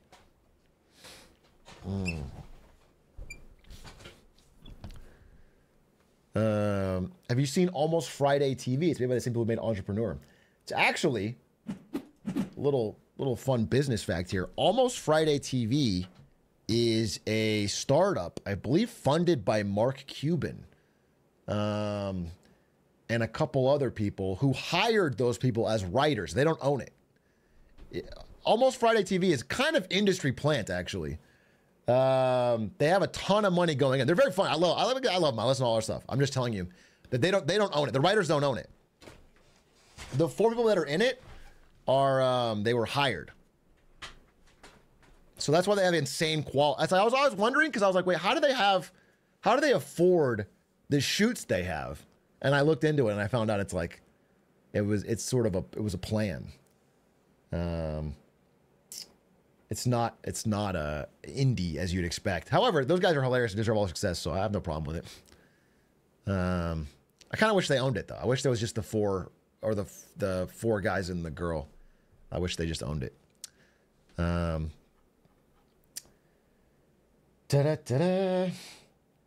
Any opinions on dropshipping? I guess my opinions are it's a guaranteed way to get rich. That's an opinion. My opinion is that dropshipping is a guaranteed financial plan to get you and your family generational wealth. And if you're not doing it, you're wasting your time. So I guess that's my opinion. Not really an opinion, though, more of a fact.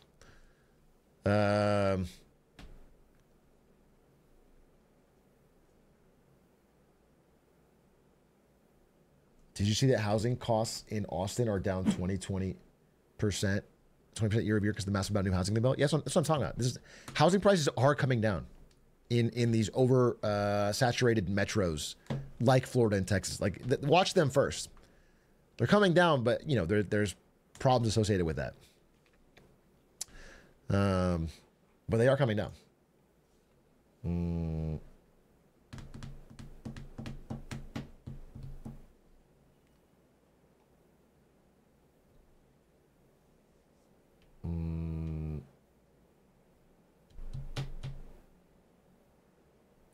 Would you add a video teaching you how to swear in Chinese?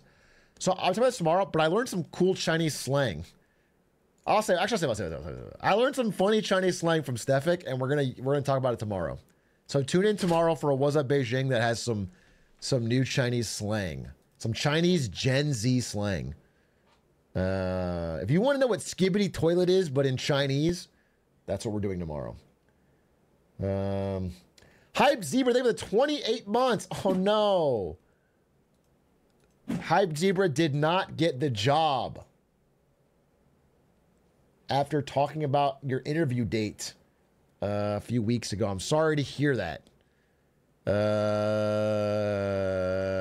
Feel for you. Feel for you, and good luck on the continued journey to finding a job. Sucks. I mean, the fact that you got to the interview phase, good sign. Good sign. But tough market, bro. Tough market. Don't tell him the casino's always open. That's not what he needs to hear right now. Because he's already aware of how to make easy money, okay? He wants more difficult money.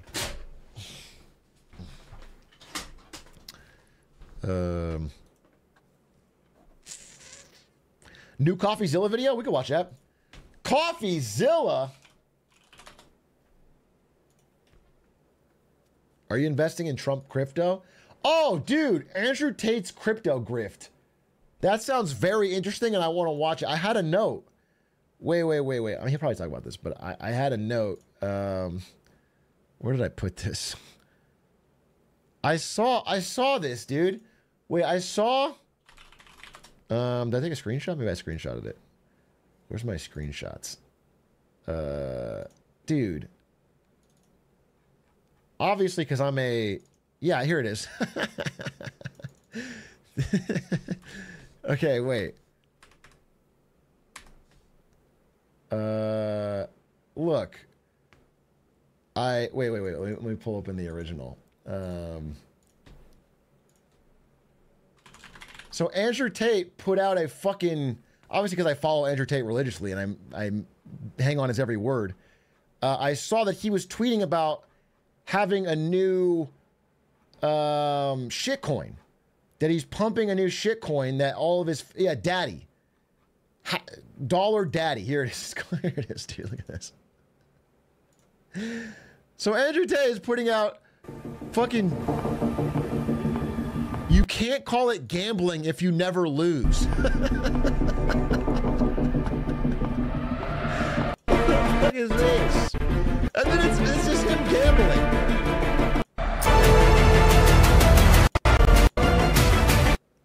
And you can go to daddiesuniversity.com to get rich. I mean, it's just a brilliant idea. Anyway, as I recall, you can go back even just 1 year, and Andrew Tate was saying, I do not endorse shitcoins. I'm not a scammer like every other influencer. I don't need to rob my fans. I don't have anything to do with crypto. Bro, what is with the fucking hypocrisy?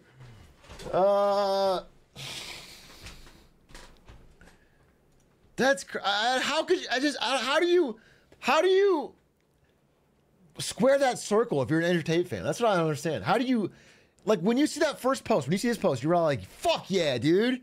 Yeah, he's different. And you like ride or die and you like shit on other people because of it. And then he does this and you have to, how do you cognitive dissonance that? I don't know how you get through it. Here's another one. There's a new generation of nerds, crypto kids who got rich. The easy money isn't in crypto anymore. Rent is due in their crypto for, like, it's all this anti-crypto shit, and then he fucking is now he's, oh, this one's about Cadril. Wait, what was this?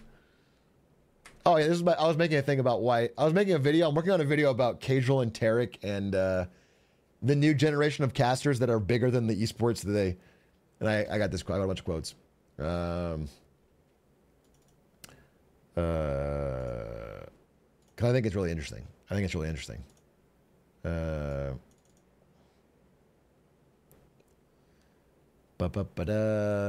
loved Cadril's commentary on the Gen G FlyQuest game, by the way. That was really good. Anyway, what's Coffeezilla? I mean, he's gonna know more than I do about this Andrew Tate thing.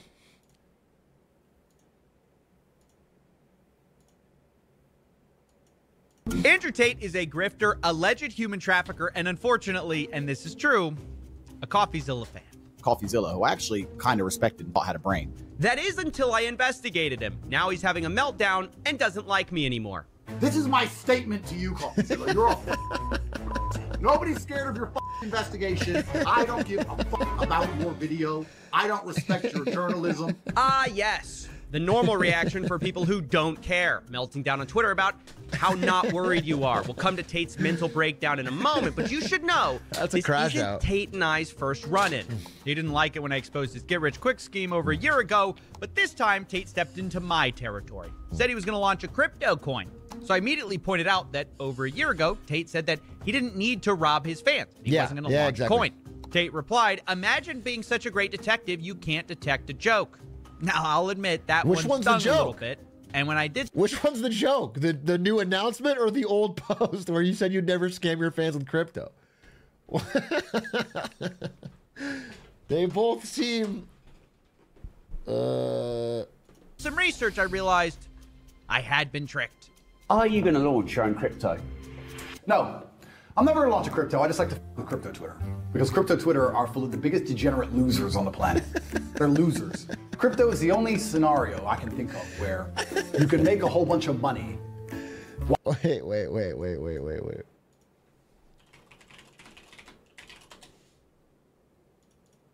There's never been a better time. There's never been a better time for this Onion article, bro. Never in my entire life. He's spitting. He's spitting fucking facts. 100%. He's on...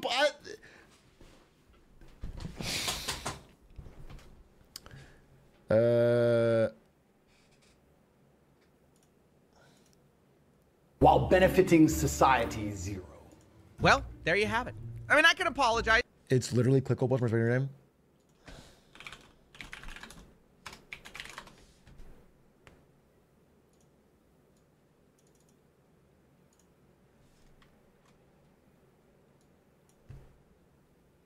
Please shut the fuck up.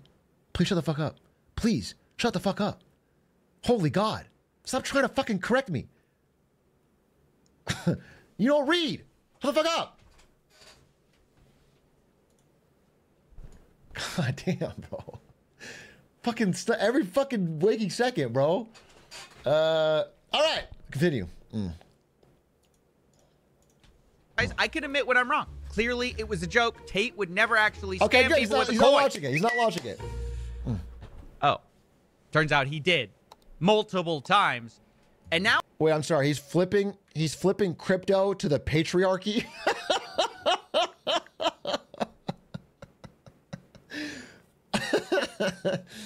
Yeah. No. Okay. All right. That's interesting. I didn't know that crypto was so... Oh. DEI Turns out he did. Matriarchy Multiple times. Now that he's... And now is planning to launch a coin if you stay subscribed. Yeah, crypto to was his so get-rich-quick scheme. female-dominated. So we're going to talk about all of that. We're going to investigate it. But first, we have to catch up with the Tate brothers. What have they been up to besides getting arrested? Yeah. Most people know the Tates from clips talking about the Matrix, politics, and feminism, but the two brothers have made almost all their money from something else. According to Tate, the way they got rich was webcams. Taking advantage of lonely men, they bragged about it. And me and my brother, and eventually some staff I trained, would do all the talking. The girls were just pure, just famoosers. We were taking their money, all of it. And then they broke into male... He's bragging about like that. That's so fucking cool. First of all, Famoosers is funny. So he just sat there and like sexted lonely men. He like sat there and said, "Oh yeah, I'm so hot for you, baby." Like he typed that, and he's he role played. He erotic RP'd with for money, and he's talking about it like he's fucking Warren Buffett.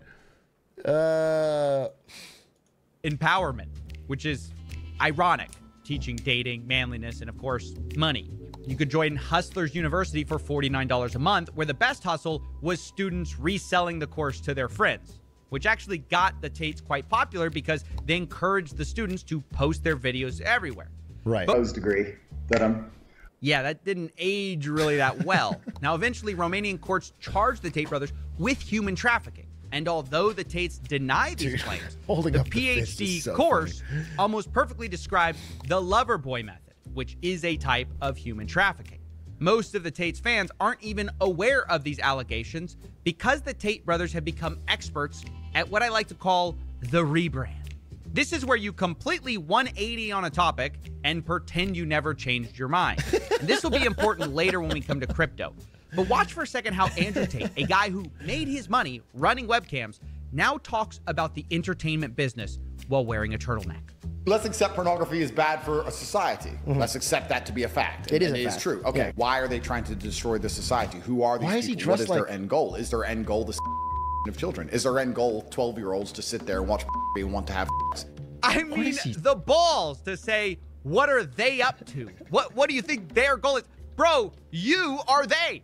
If there was a cabal, you're part of it. You admit to making millions of dollars, making the kind of stuff you're now claiming is ruining the youth. That is the skill that Tate has honestly mastered. And we're going to watch them use that with crypto as well.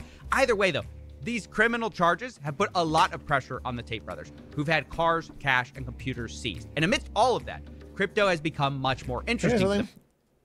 For somebody who's so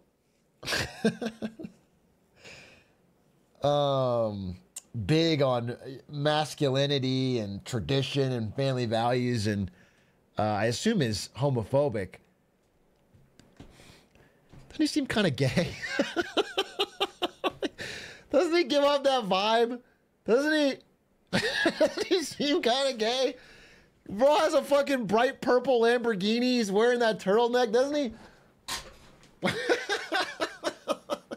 Isn't he giving off that vibe exactly? Nothing wrong with that. I wish he was more honest, but it's insane for. Not that the Tates are new to crypto, of course, but they've sort of fully embraced the crypto meme coin Grift. And just like with the webcams, they do a bit of a rebrand. My problem with crypto is that to literally made millions of dollars erotic RPing with men, he had to have been good at it, right? He couldn't have been a slouch. They probably, to get resubs, he had to be pretty good. He had to get in. It couldn't have been like a 9 to 5. I'm clocking in, no passion for the job. He probably had to enjoy it. It was skilled labor. Instigated a culture which I didn't like. I didn't like the crypto culture as a whole because the culture was based on getting in early, which, I mean, I guess you could argue is a skill, but to a degree is luck. Gambling, rug pulls, staying anon, hiding like a little coward in a hole, like a little bitch, and just being a degen, laughing about how you're a Once I decided I was going to fix it, I decided I had to come up with an idea. How are you going to that fix allowed crypto? people to make money from the things they should make money from, which is hard work. There it is. The Tates are here to fix crypto. It used to be full of scams, rug pulls, and anons before Andrew Tate got involved, but now everything's about to change. So we're going to look at the coins that Andrew and his brother promoted, see what kind of fixing they got up to, starting with Roost. Honestly, this is your textbook Ponzi coin, exactly the type of thing Tate would call a scam a year ago. But Roost. Sorry, I want to see this. Hello, friend. DM me. I have an idea. I need soldiers for Roost, which is, I guess, an ugly rooster coin.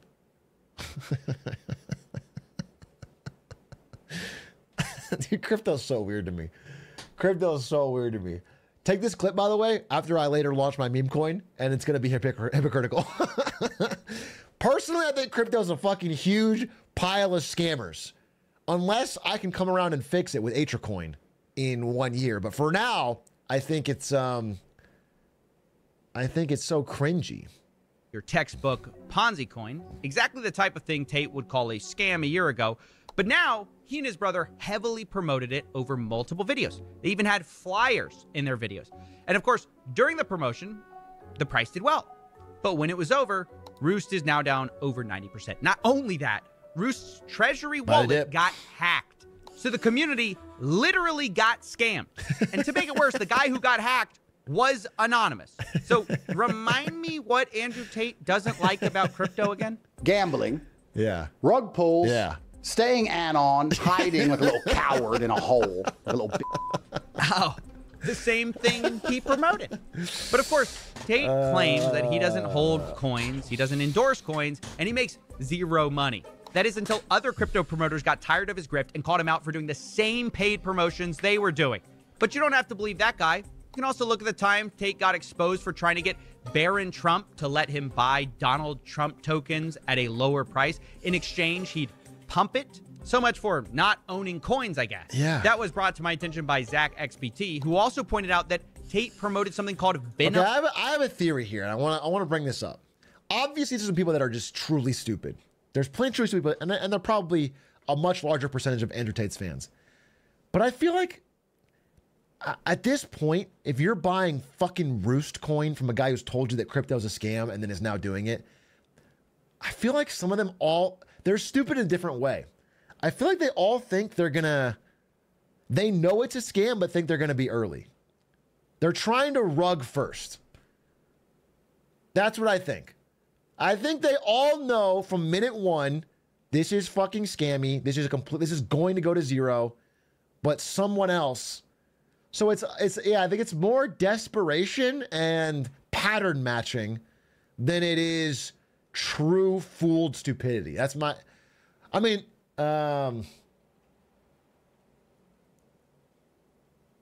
yeah, hot potato for well, not even grown-ups really, but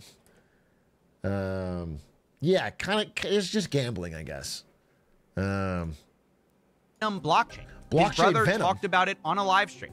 Bitcoin, ETH, exciting stuff like Venom Network. And of course, but it's for that reason, by the way, that I don't feel bad for them. Usually with these segments, I talk about how I I feel bad. I feel bad for people that lost money on the hype around GameStop or AMC, things that are positioned that are like, this is us beating Wall Street. And then I feel bad for them. But the more I hear about stuff like this, I don't really feel bad. I feel like, especially in crypto at this point, everyone who's doing it is doing it with enough knowledge of what's going on. They're doing it because they think they can out-scam the other scammers. And like that, I mean, if you're gonna get in a pen of snakes, if you get bit, it's like whatever. I don't really have the same level of empathy I usually have for these people. It's whatever. You're gonna.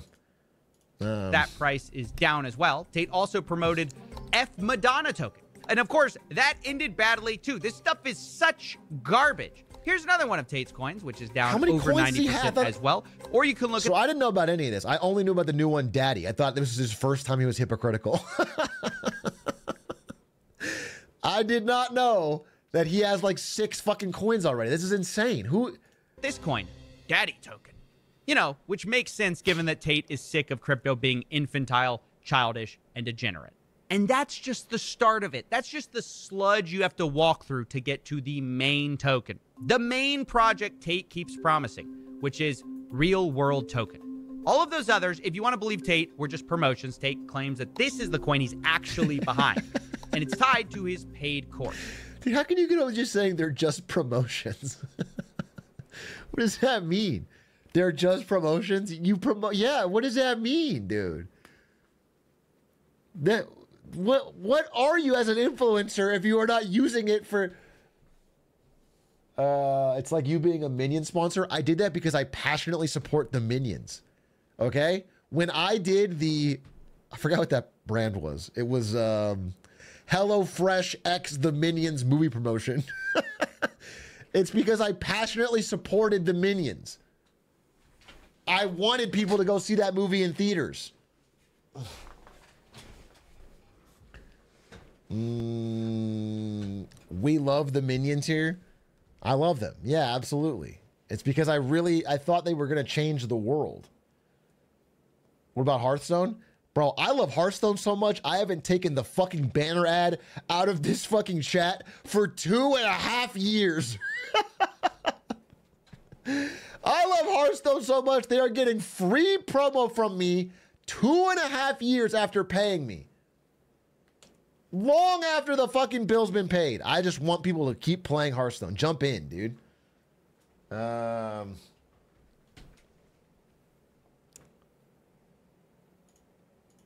It used to be called Hustler. If no one else got me, I know the Stream Elements Hearthstone message got me. Amen, brother. Fucking men. University. Now it's called the real world. Now, This has always kind of been the biggest part of Tate's businesses, this get-rich-quick scheme. But the problem with monthly subscriptions is, of course, that people drop out. They leave. And so the Tates have always tried tactics to get people to stay. Like they've said, Hustlers University was closing. It's almost full. We do have a cap. So anyone who quits or leaves at any time, if the cap is reached while you're not subscribed, you're not getting in. Don't give a shit. That's it. We're closing. We're closing. But now the new angle is this real-world token. Tate is promising a crypto airdrop to people who subscribe and stay subscribed to his monthly get-rich-quick course. This is also very important for you people who think you can join for a month and quit the real world and just go back to being a nobody. No. No. You have to stay. You decide. You increase your rank, your power level. Because if you quit and then you rejoin, you lose all your power points. No! Not my fucking Andrew Tate PowerPoints! No! I'll be reset to iron, bro! Holy fuck! Nothing says real world like Andrew Tate PowerPoints. Yeah, they're trying to do mobile game tactics, but on like a fucking crypto advice Discord or what? This is... That's crazy. So why would you lose all your power points to save $49? It doesn't even make sense. Okay, so Tate... I would do that. I would take 0 power points to save $49. I would 100%. What an incredible deal. $49 a month? It's so funny because I assume like there's like knowledge in there. Not real knowledge, but like their knowledge. And so obviously if they're a fucking young guy hustling and they spend $49, they're just going to read everything you've got and then cancel. They're not going to stick around to learn more about fucking drop shipping for another PowerPoint. Its new plan is that you buy a get-rich-quick course, gain power points, you have to stay subscribed to keep your power points, and then they say they will pay you a percentage that their school makes. The goal is that you can buy the token and own a percentage of the school. So imagine you sign up for the real world, you start to make money, you focus on your tasks, then you can invest that money in the real world token and get paid every single month a monthly dividend from the profits of the school. All right, I think I get it. So you got This is a fucking Ponzi scheme. The only way that's going to... The eventual goal of that is that everyone on Earth will be part of the real world school. That's the only way that can fucking work.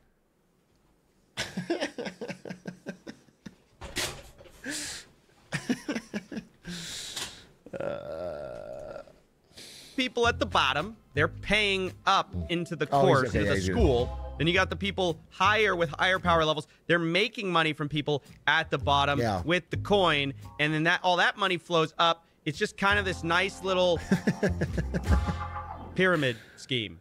Come to think of it, it is a little surprising that Tate claims to be working hand in hand with the SEC on this. I am working with the SEC so that the real world token can be launched as a security. Now, maybe that is all true, but maybe Tate actually has another plan. SEC, come from me. I'm in Romania. There ain't no SEC in Romania. We're scammers. We're out here doing what we want. I'm gonna pump a coin up, make 10M, peel it off. Well, I'll be honest. You imagine being that guy's lawyer and that clip gets played. That's a tough one. That's a tough one. That's like a Key and Peele sketch, dude, with the rap lyrics. That's so tough. Honest, that could be it too. Now at this point, that's like when the fucking SBF text got leaked and he was like, yeah, these fucking idiots. They trust me with their money. Fucking absolute. Like, bro, just don't say that. If you're gonna scam, just commit to the bit. I had significant evidence of Tate lying about crypto endorsements, not profiting, and using his followers as a piggy bank to pump crypto. So I figured now is the perfect time to approach Tate and get his response for comment, his side of the story.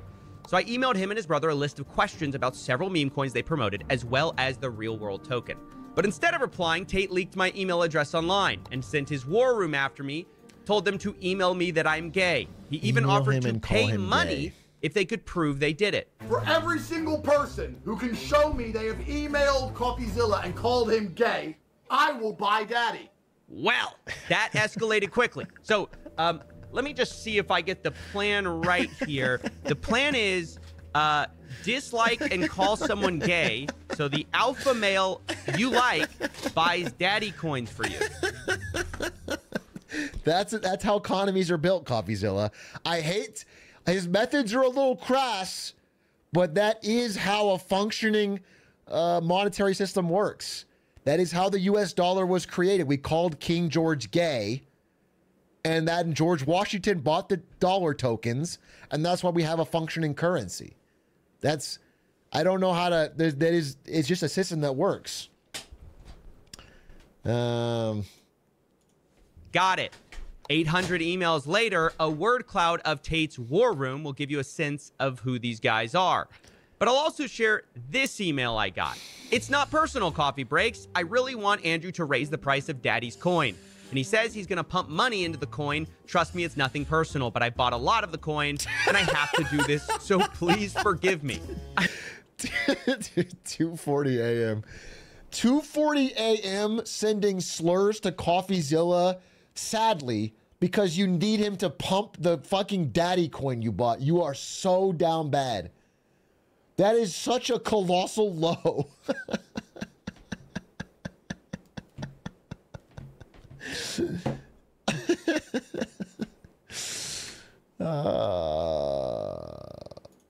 Personal, but I bought a lot of the coin, and I We've have all been to there, do though. this, We've all been so there. please forgive me. I mean, you can almost smell the desperation. Get rich quick by hurling slurs at a journalist. But absurdity aside, I have to say this is disgusting. It's not normal to be mocking people based on internal characteristics. And even though I have thick skin, I will admit, some of it got to me. Specifically, Tate called me a DNG, a dork, nerd, geek. I'll admit, he hit a nerve here. Now, before I get 800 emails about being a nerd, I'll tell you, the reason I'm annoyed may not be what you think. Too far. Sure, I might use word clouds from time to time, but I just couldn't believe who it was coming from. These two guys, I've seen their live streams, and I gotta say, the Tates give me real competition in the dork, nerd, geek department. You can join the council via the courses tab.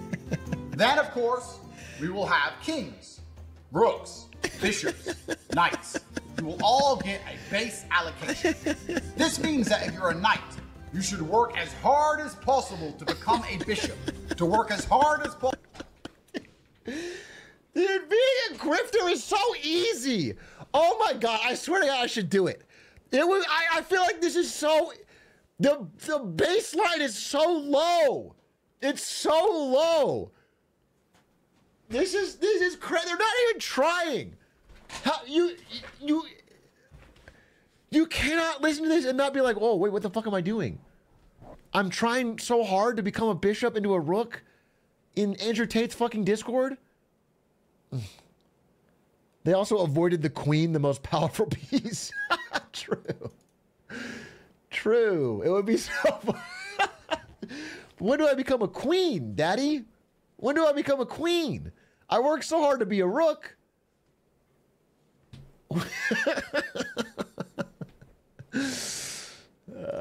Tate's the only queen. Become a rook. To work as hard as possible. Andrew Tate is the only queen. That slot is filled. There's only one queen on this chessboard. Possible to become a king, because you know the day this imaginary project comes true, you will be rewarded for all of that hard work in cold, hard cash. Okay. Jesus Christ. Let me start by saying there's nothing wrong with being a geek or a nerd. But anyone who has a council to join? Okay, Coffee's dude in suspenders telling me it's okay to be a nerd. like you're fucking Arnold Schwarzenegger, bro. Yeah, I know. Okay, we're all the same. We're all in this. The pause. This is a good emote. This is the emote should be called scammed, dude. Atrioc scammed. That's a good one. I'm gonna fucking wait. Let me see if I can grab that.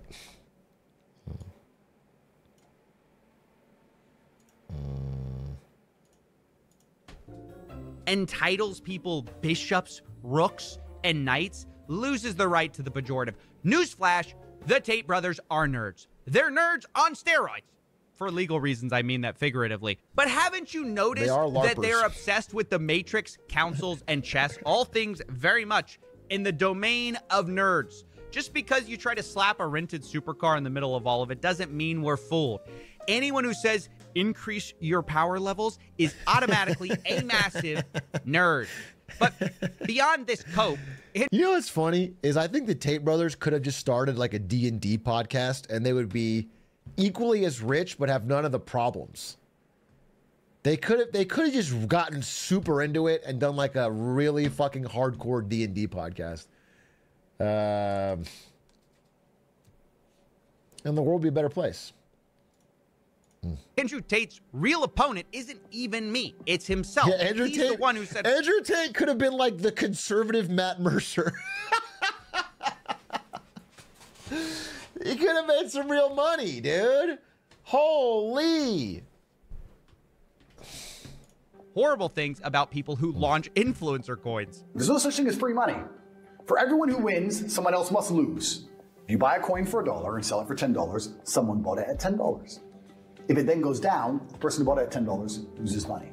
I do not want any of my fans to ever lose money in my name ever, because I don't need money, so I refuse to sell out my fans for money. That's so based. I can't believe I'm saying this, but Tate was right about that. But now he's doing exactly what he ranted against, extracting money from his fans, promoting garbage that is now down 90%. Meanwhile, the exact people defending Tate blindly are the same people who are going to be holding the bags in a few months, wondering why they aren't rich.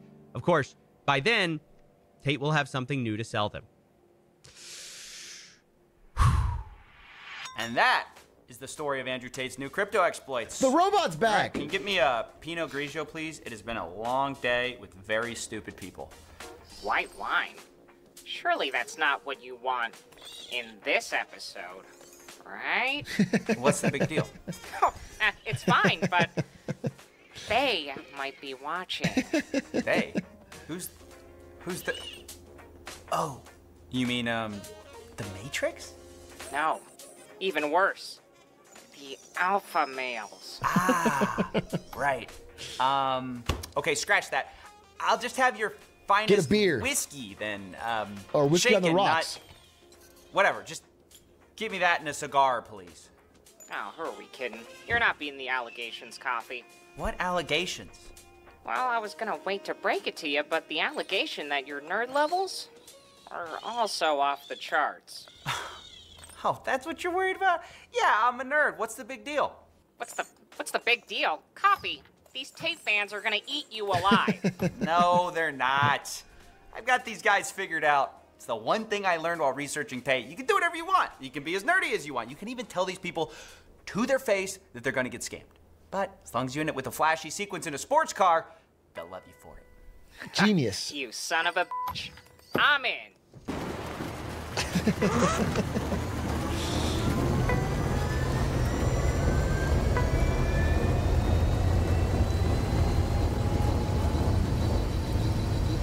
Oh, wicked, dude.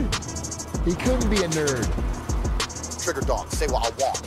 SEC, come from me. I'm in Romania. There ain't no SEC in Romania. Scammers. I'm gonna pump a coin up. I wonder what this costs. Make 10M. Bunch of fucking brokies on the outside. Wage cuts. Losing their life savings. Fucking scammers. Fucking scammers.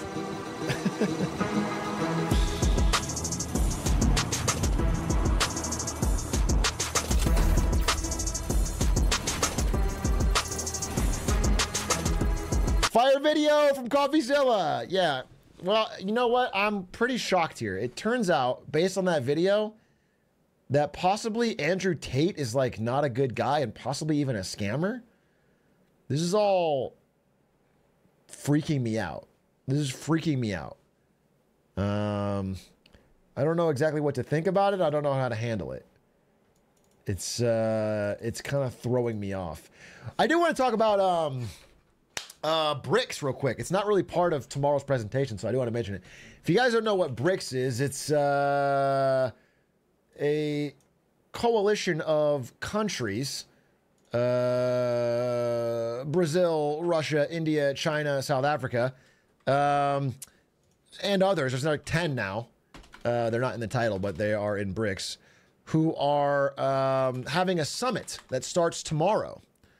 BRICS summit. The yearly BRICS summit here. It looks like this. No, I need a higher quality photo. Look how happy. Holy shit. That is the happiest I've ever seen Xi Jinping. Look at, bro, dude is fucking cheesing. Anyway, there is a Western alliance of nations, the big Western economies, known as the G7. It is Canada, France, Germany, Italy, Japan, the UK, and the US. The G7. And BRICS has sort of been formed as a counterweight to them. Here's the flag.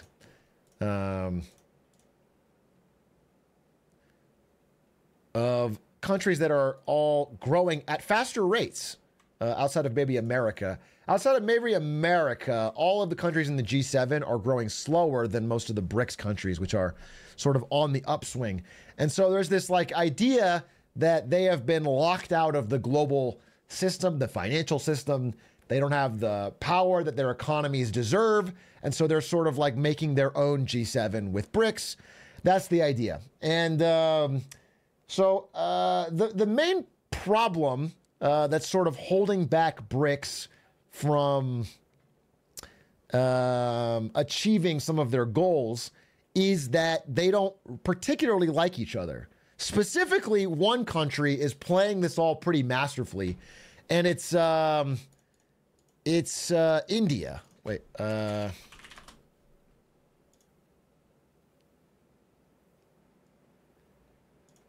India of, let me see, can I get like a, yeah, of all of these, here it is.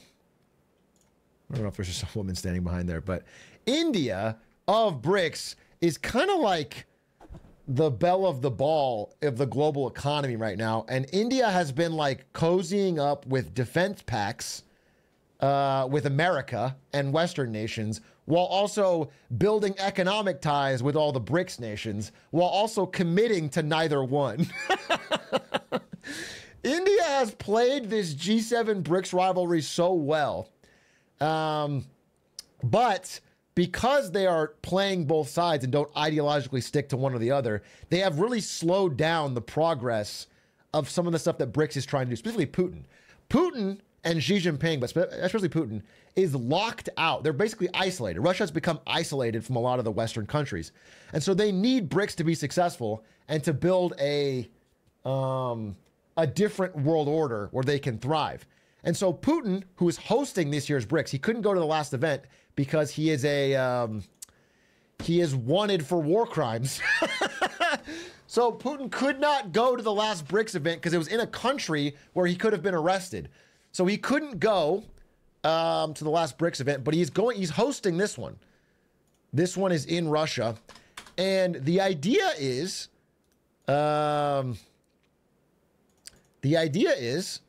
to show how not alone he is. And it's true. I mean, the BRICS countries don't really care about Western isolations on Russia, and they're happy to trade with them. And the BRICS countries are getting stronger, and they do have growing economies.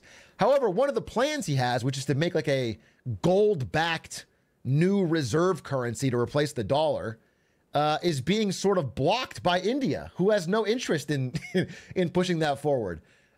India is the only one of BRICS who has like voted against it and blocked it.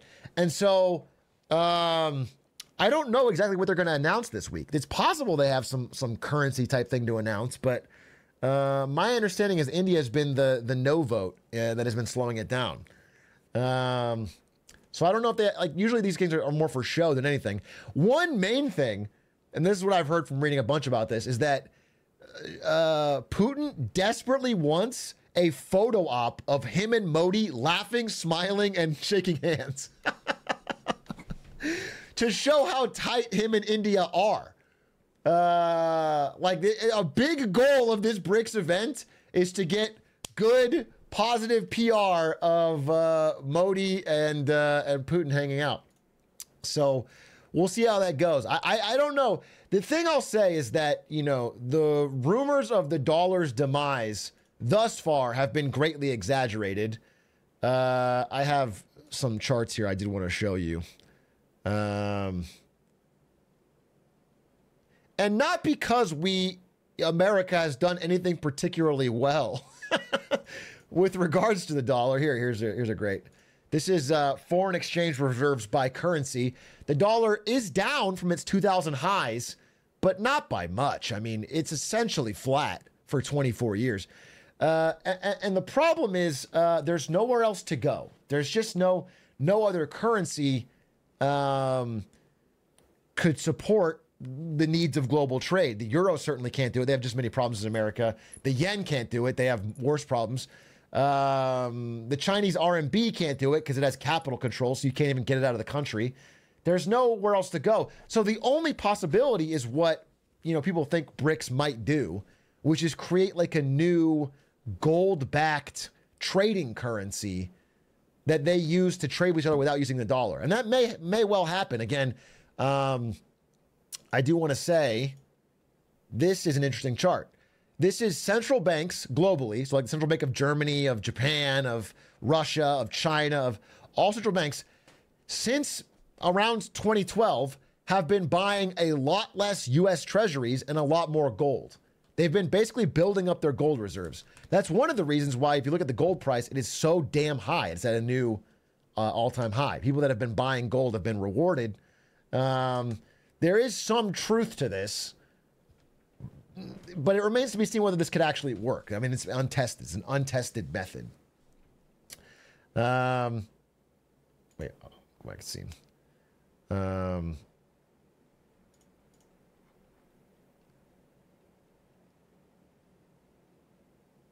Do younger people care about gold? I don't know if younger people care or don't care about gold, but younger people have no money, so it's not it's not really a problem. How much of that was China? No, it's all central banks, but so China is a big part of it for sure.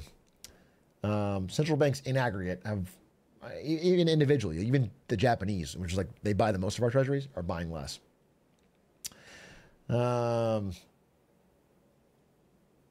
So it's interesting. I'm just saying it's interesting, and I'll be watching this week closely. I'm not going to include it in Marketing Monday because it's going to be daily updates, but I'm going to be watching the BRICS Summit and seeing what goes on, and if anything, it means anything.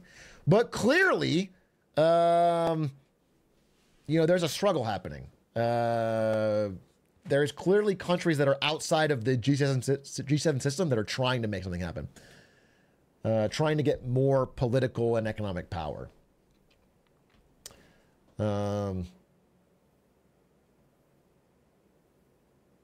Gold prices, if this happens, I mean, if they legitimately announce something, gold prices will spike. Absolutely. But even if they don't, they've been steadily rising. Again, you know, just to be clear, maybe if you don't watch, gold has hit its all-time high this year. Gold is actually absurd this year. It's wait, this is crazy. Can I go to 12 months? Yeah, this is gold this year, dude. Incredible spike. This is whenever we start buying at Costco.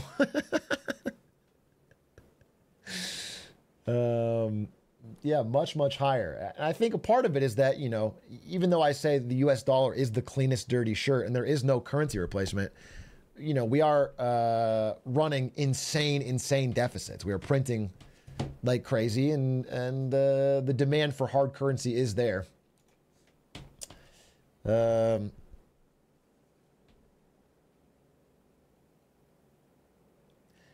Would you consider covering geopolitical news that aren't necessarily economic in nature? I like the economic basis of it, but I will say, speaking of Russia, speaking of geopolitics, speaking of weird alliances, North Korean troops just arrived in Ukraine. Because of Putin and North Korea's alliance, they have finally gotten North Korean troops to land in Ukraine and fight for Russia against Ukrainians. I don't know if they've done anything yet. It's a TBD, but it is like an interesting addition to the war, I guess.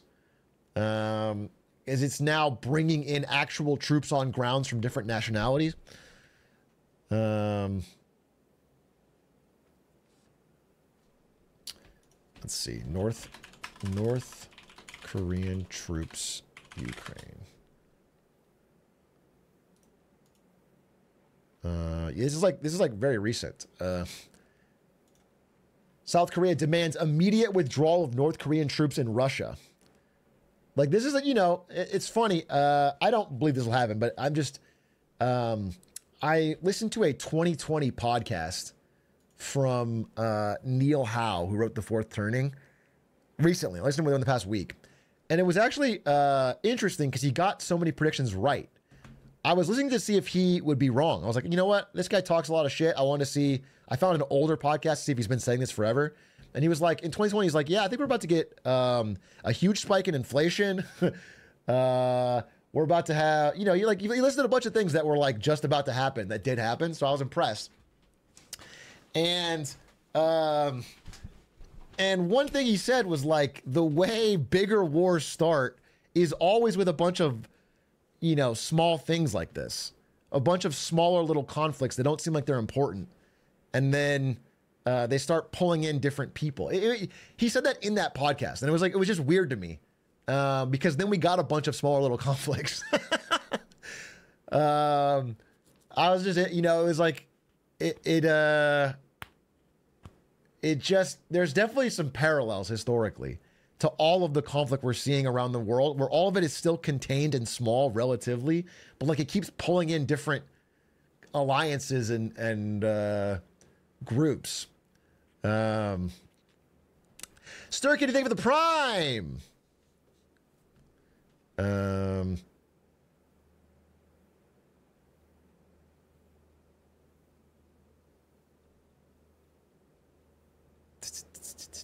Why does the U.S. keep indulging North Korea? They keep doing this shit. When you say indulging North Korea, what do you mean?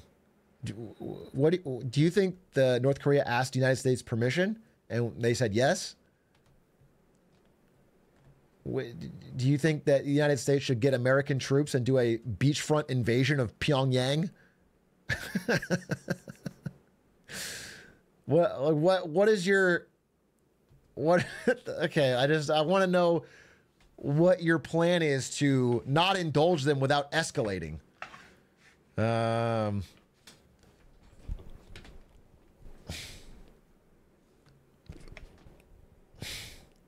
We should mog them. Now we're talking. You should read The Guns of August by Barbara Tuchman. It's about the months leading into World War I. How many little did yeah, I think that's what I'm describing though. Is like, I just found it to be kind of prescient how he was talking about how, the way it's happened historically is you get a bunch of smaller, isolated conflicts that all seem small, and then they all become one big conflict. As people like fall in different camps.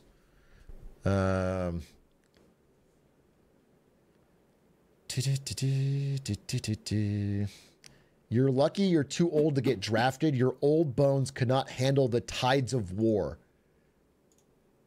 JPWR, you have 826 messages in my chat. You are probably also not able to handle the tides of war.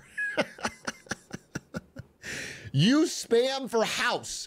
Much of your chat history is spamming for me to watch House. House. Please watch House. Home, House. And you're going to be a corporal? You're going to be taking the hill? You're going to be jumping on a grenade for your...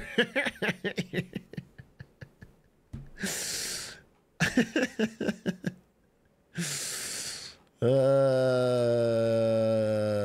don't know, dude. I don't know.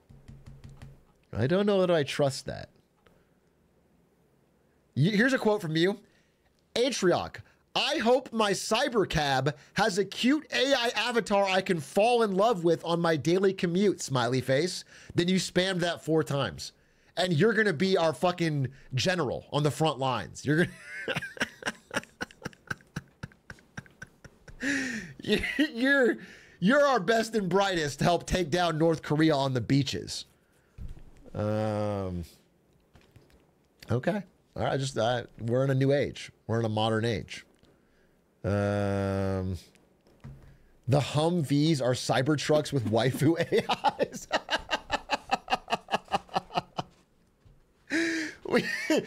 We're sending in fucking fleets of Cybertruck with waifu fucking dash cams to invade North Korea. That'd be fucking sick, dude. That would be fucking sick.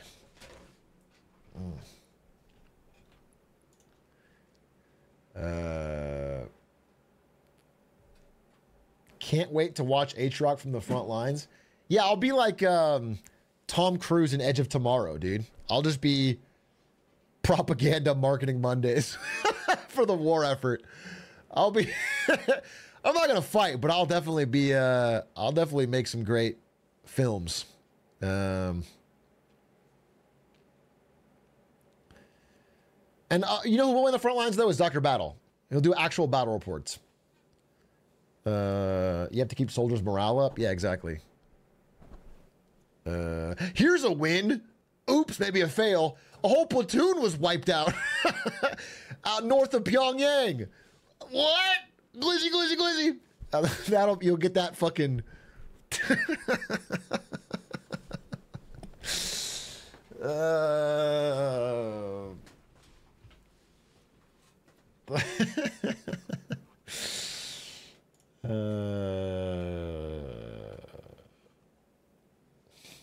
That's the last thing I see before a bullet enters my skull. Glizzy, glizzy, glizzy, the battle cry of the 46th Battalion. This is going to age so bad if World War III happens. No, it's going to age so good, dude. This is going to age so fucking brilliantly.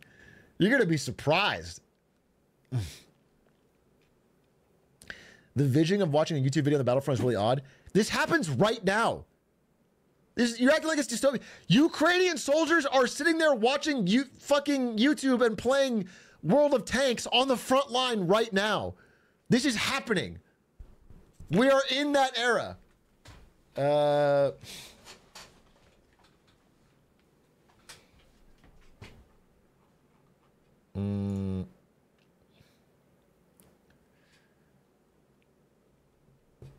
Do you think any of them use World of Tanks stats IRL? I did a presentation on this. It was in a Marketing Monday covering the Ukraine war. And I talked about how they are literally playing World of Tanks regularly on the Ukrainian front lines. I think they said you can't really use it for tactics, but it like, I don't remember what they said. Like it helps, it helps de-stress you from actual combat or something. I don't remember. It was insane. It was fucking absurd.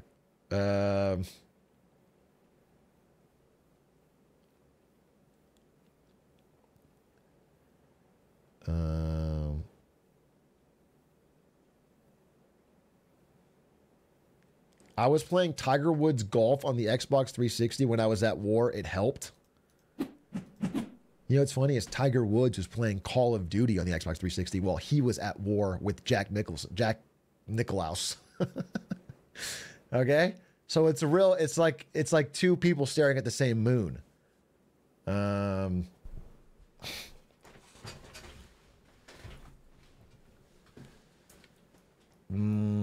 That's like 30 years difference. Yeah, I don't know shit about golf. I couldn't think of another golfer. Who did Tiger Woods beat in his career? Who's his like big rival? Fucking Phil Mickelson, dude. He beat Phil Mickelson while playing fucking.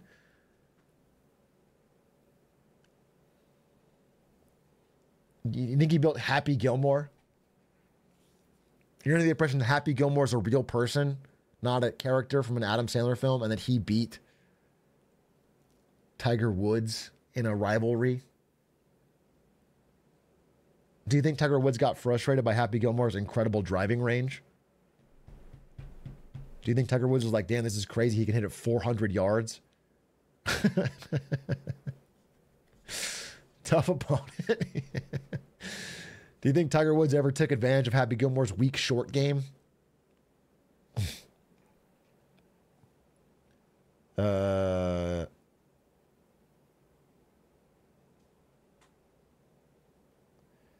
Isn't Tiger Woods so far above everyone else to an absurd level?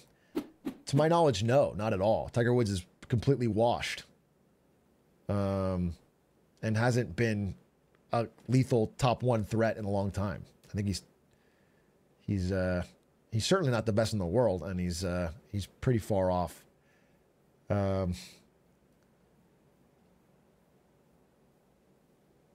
Oh yeah, in his prime for sure. Yeah. Well, I don't know. I mean, I don't know. Eras change, right? But I assume he has the who is the GOAT of golf wins? I assume Tiger Woods, right? It's Nicklaus or Tiger Woods. That was the other two I said. So I knew the two. But if you're talking about right now, it's not. It's not. It's probably Biden or Trump. Yeah, it's probably Biden or Trump.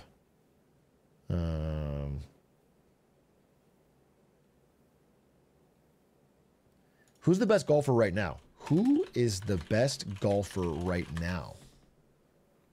Official world golf ranking. Scotty Scheffler. Scotty Scheffler is the best. This guy? This looks like a fucking average ASU student. I feel like I've seen 1,000 clones of this guy, including almost myself, but I feel like I've seen this exact guy like in class in fucking Business 101 at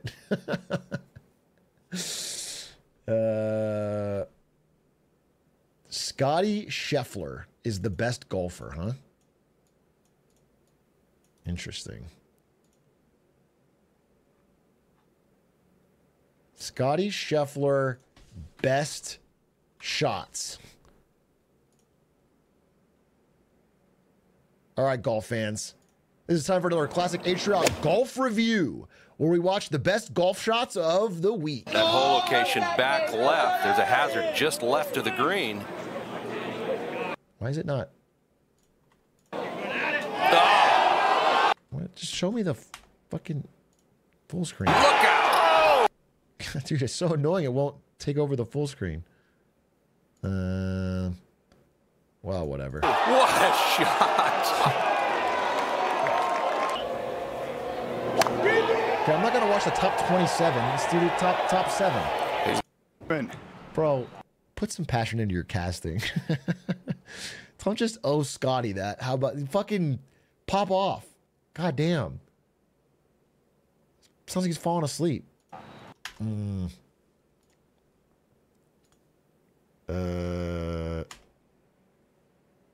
need to bring in the LCK caster. LCK caster would lose their fucking mind. Korean casters know what they're doing.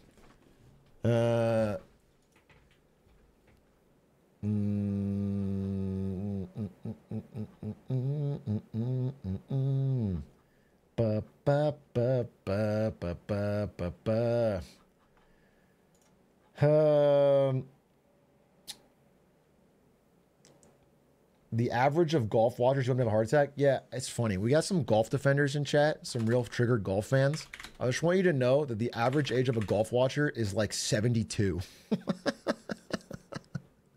You're in good fucking company if you need fucking heart medicine commercials when you watch. We'll be going to the World Cup? What world? The fucking the esports World Cup in Dubai? Of course I'll be going. I support everything Dubai does. Yeah, I wouldn't miss it for the world. I would go even if they didn't have esports there. I would go just to celebrate Mohammed bin Salman.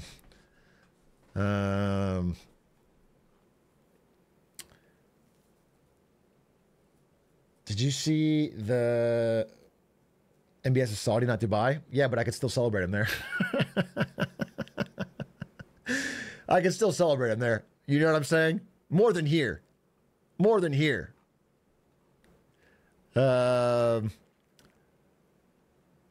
Trump and John Daly are athletes in the eyes of golf. Golf sucks. Yeah, I mean, I'm not a big golf fan, but whatever. Are you actually running? Yes. Thank you for the first time chatter. Yes, I am actually running for president. No, I'm not necessarily. I have not hit the age of 35 yet, so they're not going to legally put me on the ballot. But if everybody writes me in, they just have to do it. So, Addy Lanes, I will be running. Write me in. This will change the fucking paradigm. Trump dropped out to work at McDonald's because he clearly loved it. I will say,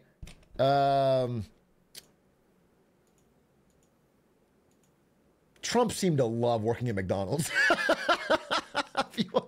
If you watch those vids, he got a real fucking thrill out of it, dude. He looked way happier than when he's doing politics stuff. He might have found his passion. He was so, it's so funny. You can tell that every time he eats McDonald's fries, he has been worried about human hands touching it. Because now that he finally was able to fucking put the fries and not use human hands, he like makes such a big, he was so proud.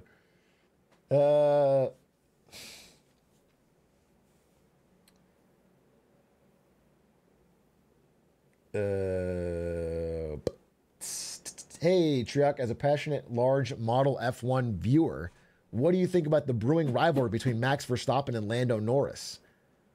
I think it is going to be another 2021 type season. Yes, sir. Yes, sir. What do you think about it, Toyota? Because I probably agree. I probably agree, but I want to hear your thoughts, and I'll let you know.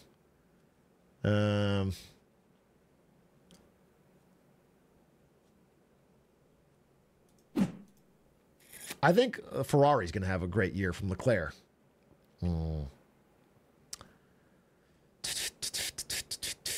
Anybody watch Starting Five? Did you see how the NBA is trying to do a what F1 did by making a Netflix docu-series that kind of highlights the personalities of the it's not really Drive to Survive, but it's the idea that like the NBA is a little bit worried about their old stars retiring and their young stars not being well known, and it's going to kill the excitement for the NBA. So they're trying to make a documentary showing their personal lives. And I watched the first couple episodes of Starting Five, and it is funny. Yeah, it's just funny in general. It's actually it's pretty boring, most of it. It feels very contrived, but the LeBron parts make me laugh. So I'll be honest with you, they didn't solve their problem. The young guys are still kind of boring, and then the LeBron parts are hilarious.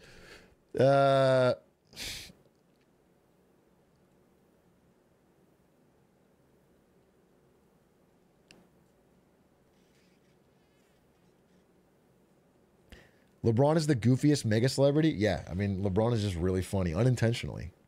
And it brings a lot of charm. LeBron is top 100 in Madden? There's no fucking way. He must be lying. He must be lying. LeBron James Madden.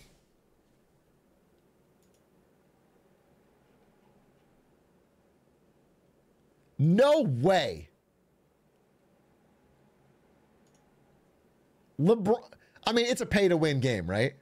He must have just tossed a fucking insane...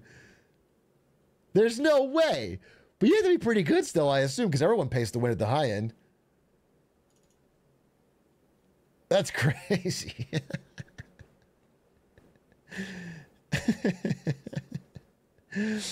That's crazy, dude. LeBron grinds. Dude, speaking of grinders, okay, we have to talk about this. Elon Musk has been openly grinding Diablo 15 hours a day. Elon Musk is literally playing 15 hours a day nonstop. He is at a, like, if you, I'm only speaking to people that understand Diablo, but he is at an incredibly high-end level in Diablo. And is playing an absurd amount, and he's streaming it. He keeps streaming it for hours and hours. And it's so funny that all of his fans cannot cope with this reality. The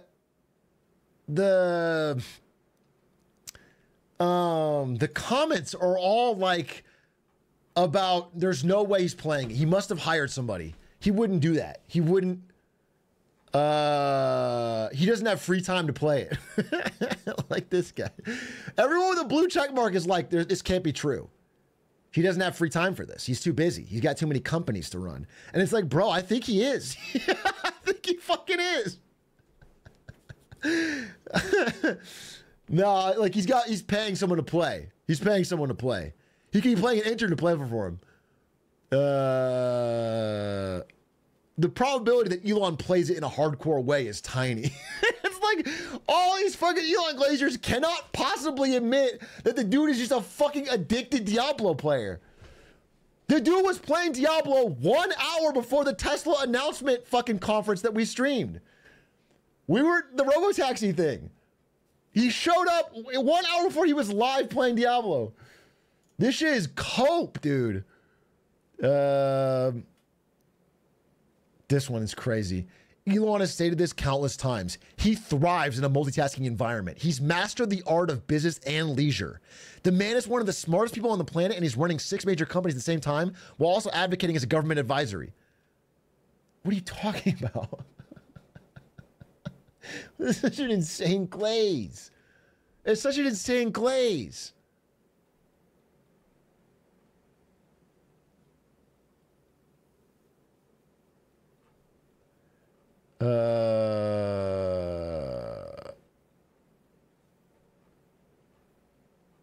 It's crazy. They can't possibly fathom.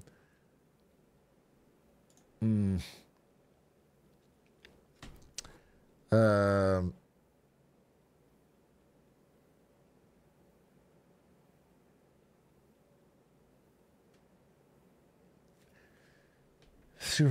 rocket was cool. The rocket was cool.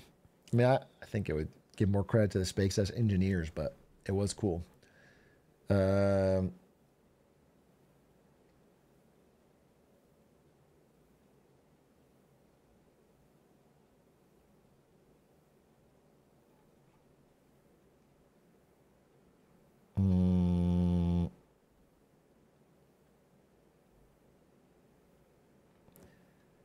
Elon Muskle. Being smart probably plays a big role in how quickly Elon has gotten to 150. Most of us spend half our time trying to optimize builds and gear or figuring out new skill rotations.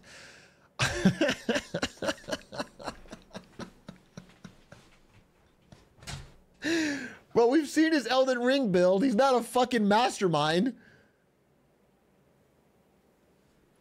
That's crazy. That's fucking crazy. Every checkmark is just, they can't fathom it. There's just no fucking way he's a grinding Diablo, despite all evidence to the contrary. Spencer Shelton's here. Low status to be assuming things like this for engagement. Also, plenty of scenarios where he's not investing that much time as noted below in the comments. Spencer Shelton. This guy couldn't stand a world where Elon Musk is grinding fucking Diablo.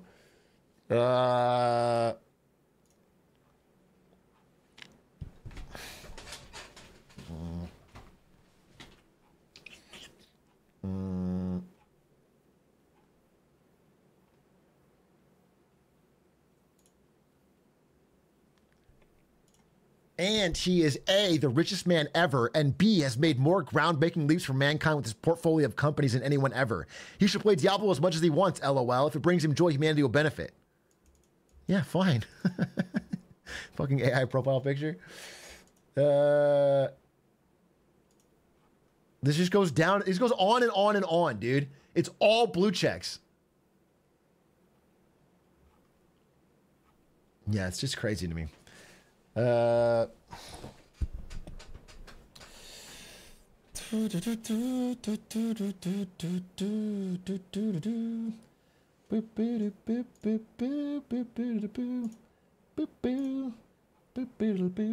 Atrioc, this is the one they actually feel bad for them on because if I mentioned data continues playing game Diablo like it's like, yeah, I mean, you know, you vote for a $55 billion pay package for the fucking guy, and then he's grinding Diablo.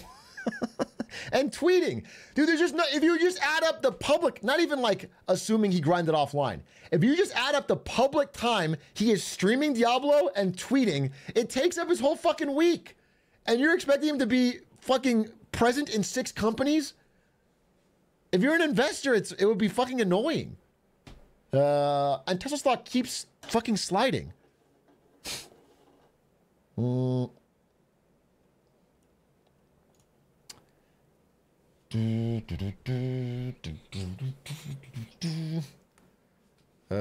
plus 12 kids. I can't imagine the kids are getting a lot of time. I can't imagine. Can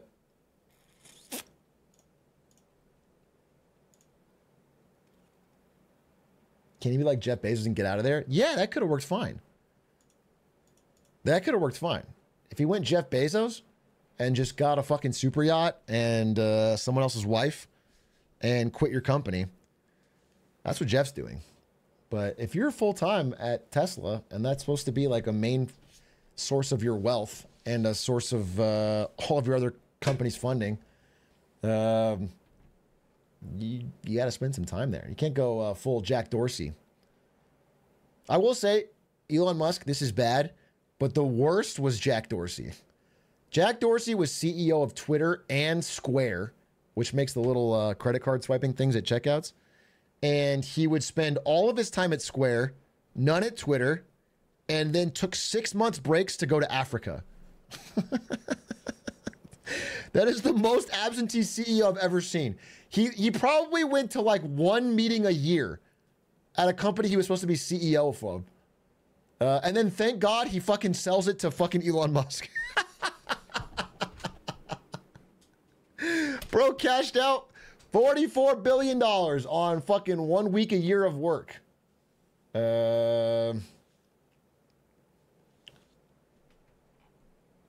crazy. That's fucking loony.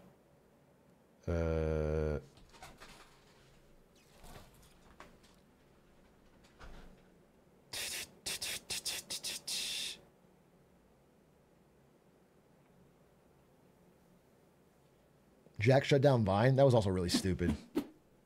That was so dumb. They had Vine. They had TikTok early, and they not only like didn't invest in it, they canceled it. They shut it down. That's wild. That's such a bag fumble.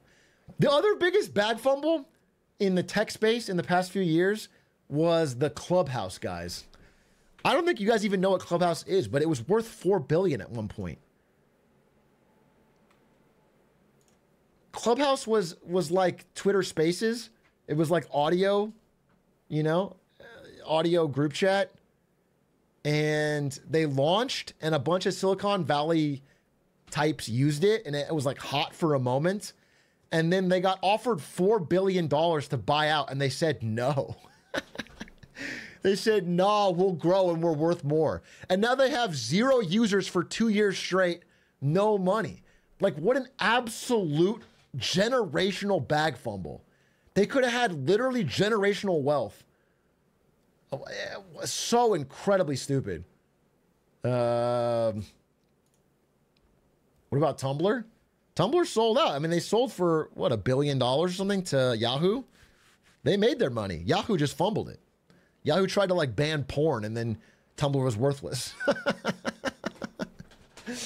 Yahoo bought Tumblr and said no porn. It was like, okay, well then you lost everything.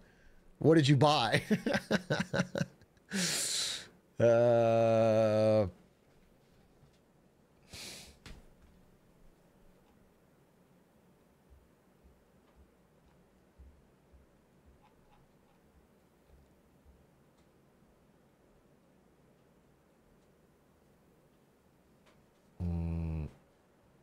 Words with Friends made 55 million dream pops for a week. I think Words with Friends had a longer lifespan than that. Am I crazy? I feel like I had like family members playing Words with Friends for a very long time. The Wordle guy cashed out pretty big. Actually, I think he only made $1 million, so he probably didn't cash out big enough. He only made $1 million bucks. I mean, it's kind of fun to make a simple ass game called like ChatGPT can make this game. It could make Wordle in a second. So like to make a game like that and then get a quick milli, but it definitely earned more than that. So you could have gotten more. But also, if you're that guy, maybe he's trying to not be Clubhouse. Do you know what I'm saying? Maybe he's like, hey, I could try and like get the max value here, but maybe Wordle moves on or whatever. Or maybe I just fucking take a nice mill and move on. It's not that crazy. You know, if it's good enough to screenshot, it's good enough to sell.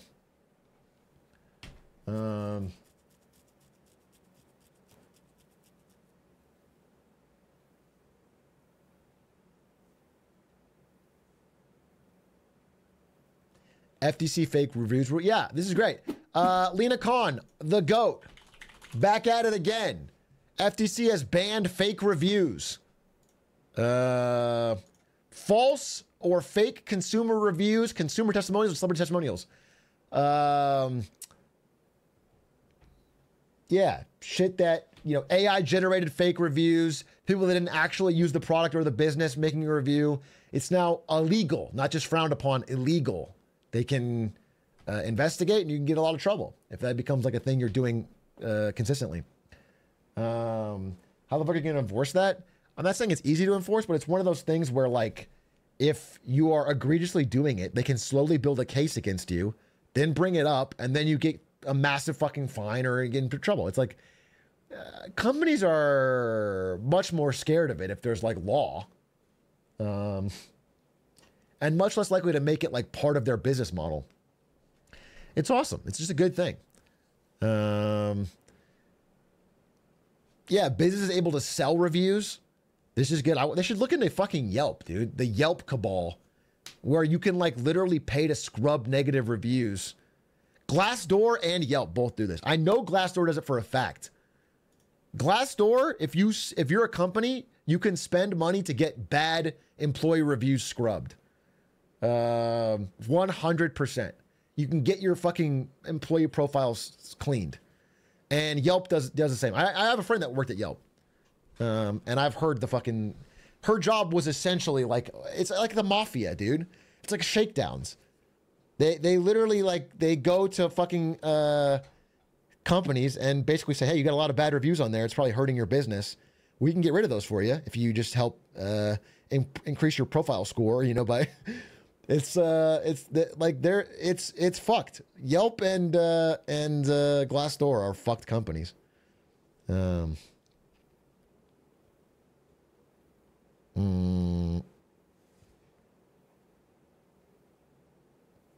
Why do they care about employees' review? They sell glass doors.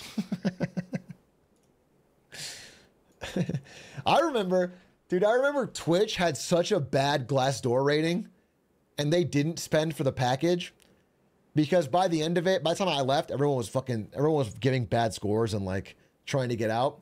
And so they had a day where HR was like company appreciation day and they had like some kind of party. And if you showed up, they had like a thing where you could sign into Glassdoor and leave a good review.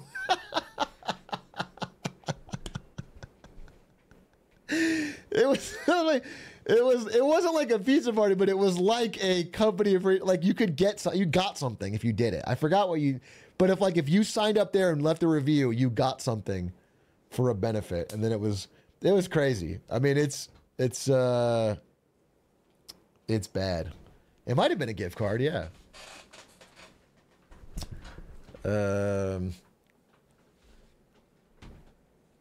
Would you have left a good review? I was too lazy. It's too lazy to sign up for a Glassdoor account, to be honest. I probably would have done it, but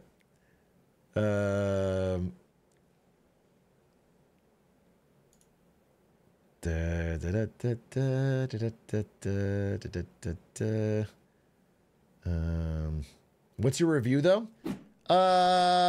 My review of Twitch working there was I wouldn't change. I had a really good time. Met some great people, but it was very poorly run, I think. Twitch was very mismanaged and it grew so fast they had no idea how to handle it. Well, I can't speak to now, right? I don't work there. And like right now, like 2024, I don't even have any friends that work there. Everyone left. Everyone left.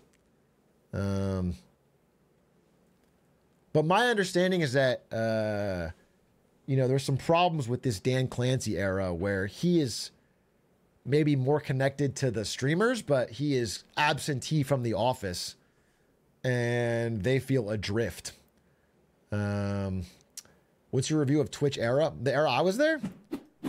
I mean, the era before Amazon was pretty awesome.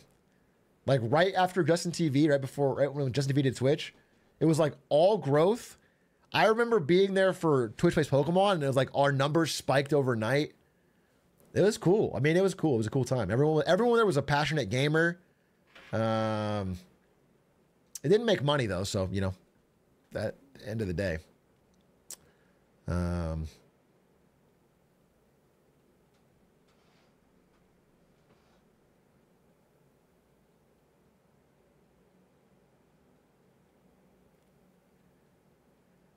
Twitch versus NVIDIA work culture era. NVIDIA is way different. NVIDIA was a real company. Twitch was like Silicon Valley, the show. Do you know what I'm saying? Twitch was like a bunch of goofy young people and gamers and snacks in the office and free shit and playing video games at the office and people running through the hallways doing Pokemon Go and you know, drama and people having sex in the office and people drinking in the office and you know, Twitch was just a fucking was like a parody of real workplace. And NVIDIA was like, you know, wear a button down or a tie. Not a tie, but like usually a button down. And it was like work. Twitch was, NVIDIA was work. It was like show up. Yeah, I mean, I wasn't in a cubicle, but it was cubicle-like. I don't know how to describe it. Can I show it? It looked like, I guess that is a cubicle straight up. It wasn't like the ones in Office Space, but it was, let me show it. You know, like something like this.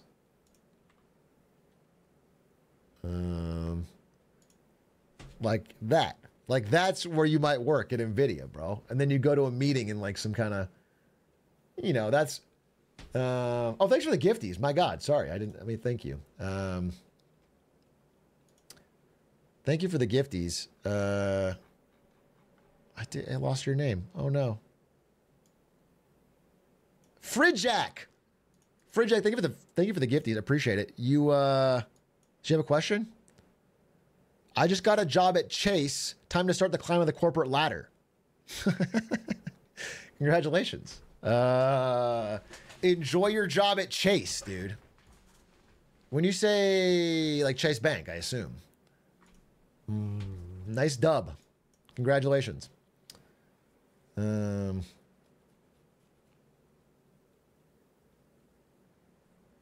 many places are set up just like NVIDIA. Well, I think NVIDIA is a little different because it's got like, you know, it's got like this part, you know, it's got the cubicle areas, but it's also got like the spaceship type beat. But yeah, I agree. I fucking agree. It was just more serious, you know. It was just meetings. It was just meetings and people in nice clothes and taking things seriously. And nobody, as far as I know, had sex at the office. And there was meals you could get, but they cost money. Nothing was free. There was no free snacks or anything. There was, you know, it was just.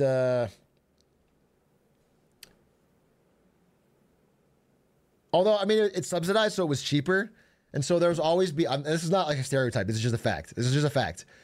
Every day, at the end of the day, there would be usually an Indian engineer. An Indian engineer would walk into the cafeteria area, and because it was subsidized, there would be, I mean, different guys, but they were always Indian guys. I'm just telling you. And they would buy like 100, you know, like maybe not 100, like 12 dinners. They would buy 12 dinners. And again, the dinner wasn't based on the amount you got. So they would like, they would heap it on there. It's like a tray and you'd have like extra stuff on there and it all charged as one dinner charge. And they would take it all in a bag and leave. They would just leave. They wouldn't stay. Yeah, I mean, it's fucking, it's base. It's smart. It's cash positive. But it is definitely what would happen. What kind of food? There's a variety. There's a variety. There's like a sandwich area and like a salad area and like an Indian food area and like a, you can't gloss over the sex in the office part. What do you want me to say? People had sex in the Twitch office. I don't know what to tell you.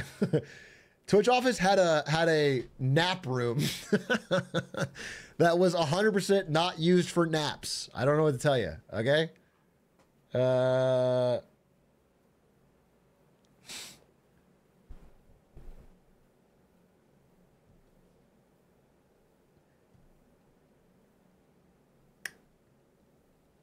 Was it the more you buy, the more you save type beat? I'm more interested in the fucking, the food. The food, dude. You know what? The nicest office I ever seen? This is why initially I was like, if you watch my old videos, people say I'm an Elon hater, bro. Watch my videos about the Twitter acquisition. When it happened, I go, hey, listen, this company's poorly run. Elon cannot do worse. That's what I said. Watch it. Watch me say, I think Elon cannot do worse than this. This is not a good company. I said all the time, all right? I'm basically Elon Glazer in that video. Go watch it, all right? I didn't come in with a fucking agenda. But the reason I say this is because I visited the Twitter offices. They were the nicest offices I've ever seen. Of all the Silicon Valley offices I ever went to, Twitter's was the nicest. And nobody there seemed like they were working. That's why I was initially like, all right, well, you know, you got to fire some people. Because I would walk around that office. We were going to spend money, you know, both Twitch and NVIDIA were going to spend money with Twitter. Huge mistake, by the way. Although at the time, I guess it worked because they at least made money. They were break even. Like at least advertisers would go to their office and be convinced to spend money, which including us, we were at least one point, as stupid as it was. Maybe there's a method to the madness. I mean, if you go there now, it's probably a ghost town. But you'd go there and it would be like, Twitter had the bougiest free cafeteria. They had forks that had hashtag fork written on them. They had spoons with hashtag spoon written on them. And they had this big, glorious, natural light cafeteria where you could get like any type of food and it was all well made with chefs right there. It was so good. And so you'd go there and you'd eat this delicious food and you'd walk around this office and they had like big posters of like 50 cents tweets. I'm not kidding. They had like celebrity tweets on the walls and it looked like there was all these offices and I'm like, what does everyone do here? They haven't had a new feature in fucking 8 months. What did they do? But,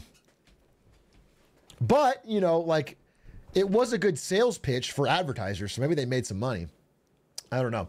Anyway, they definitely could have downsized. I don't know if they need to downsize 80% since they're down 80% in value.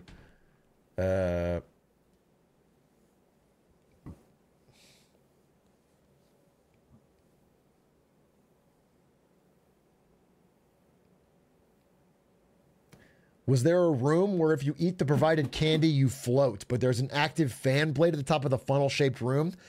No, that's Willy Wonka's chocolate factory. That's Willy Wonka's chocolate factory. So, obviously, slightly different.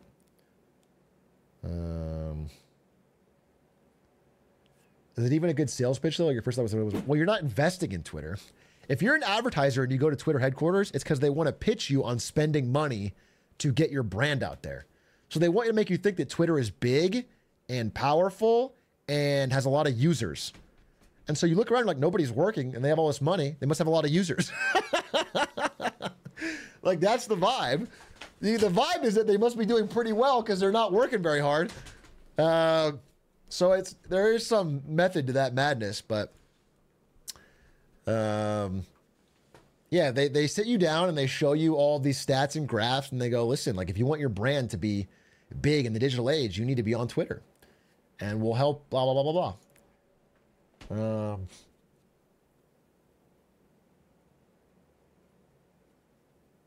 Atrioc, how do you deal with loneliness when being at community college and working nonstop? I see my girlfriend like 3 times a month because she lives a few cities away. How do I deal with that? I didn't experience it, so I don't have great advice for you. Also, my advice would be have your girlfriend right next to you and can see her all the time, but don't because you're playing League of Legends. Self-isolate. Be lonely on purpose, okay? Instead of feeling like you can't see your girlfriend, start playing League of Legends so you feel like you've chosen that path.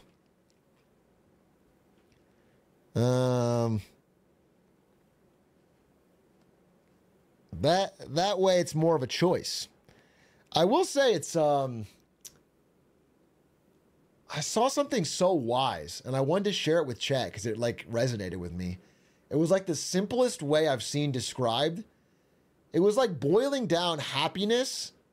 I think it was from an ex-Olympian, and she was talking about how, you know, after the Olympics, she was kind of lost with her life and didn't know what to do and became depressed. And then she started studying happiness, and it was about how happiness is so much based on your expectations. It was like essentially happiness, your happiness is reality minus your expectations. And if your expectations are too high, then that number goes negative. And I think there's like a real truth to that.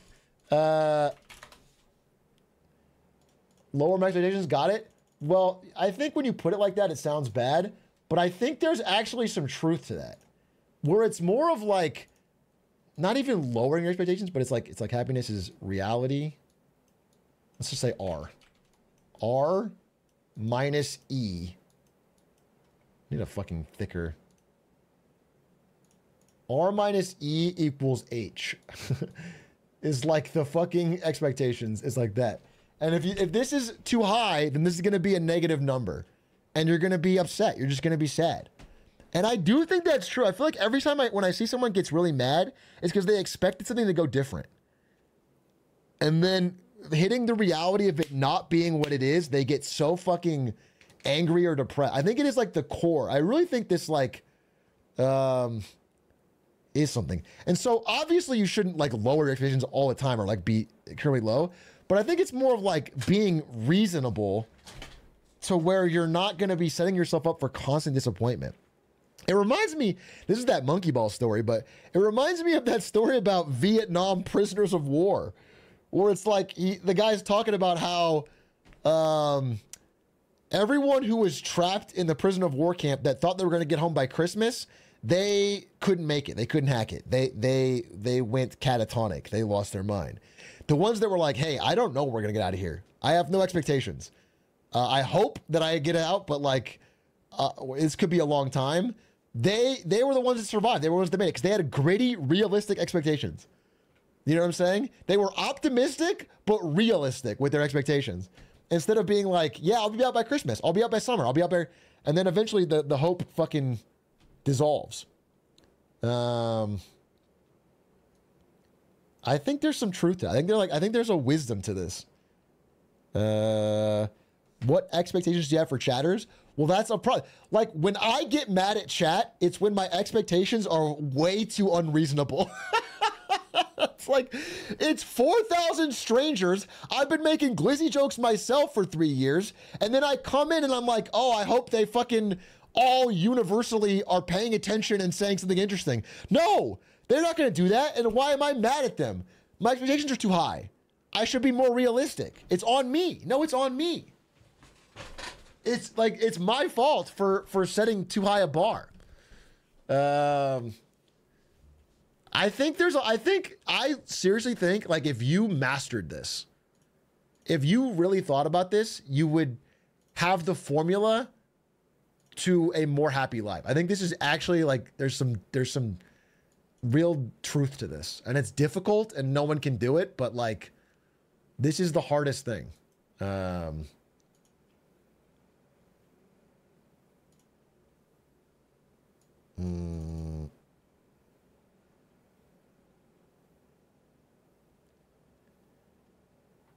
Did you ever have a friend or acquaintance make a startup that blew up? Did I ever have a friend or acquaintance have a startup that blew up? No, but I have told you the story of the guy I worked with named Golf. There's a guy at Twitch named Golf. His name was Golf, like the sport. I'm not kidding. And Golf was what you might call a 10% engineer, if that's a real thing. I think it is. The idea that he's an engineer that's like actually good at his job, so he's worth 10 times other engineers. Anyway, 10x. Yeah, sorry, not 10x, 10x. 10x engineer. And Golf was very well respected by other engineers at Twitch, and he was known as the Code Reaper. I can't write with this fucking mouth. I need a tablet. The Code Reaper, where he would people would like write a whole bunch of trash code, and then he would cut it down to actually what was important. I called him 10% because he would cut down to like 10% of the code. Like they would write something and they would cut it down to 10% and just be functional. This is prior to ChatGPT. So he was like an extremely, extremely good programmer and, you know, pretty well respected at Twitch. A lot of people asked him for help on a lot of things. He worked really hard and he was,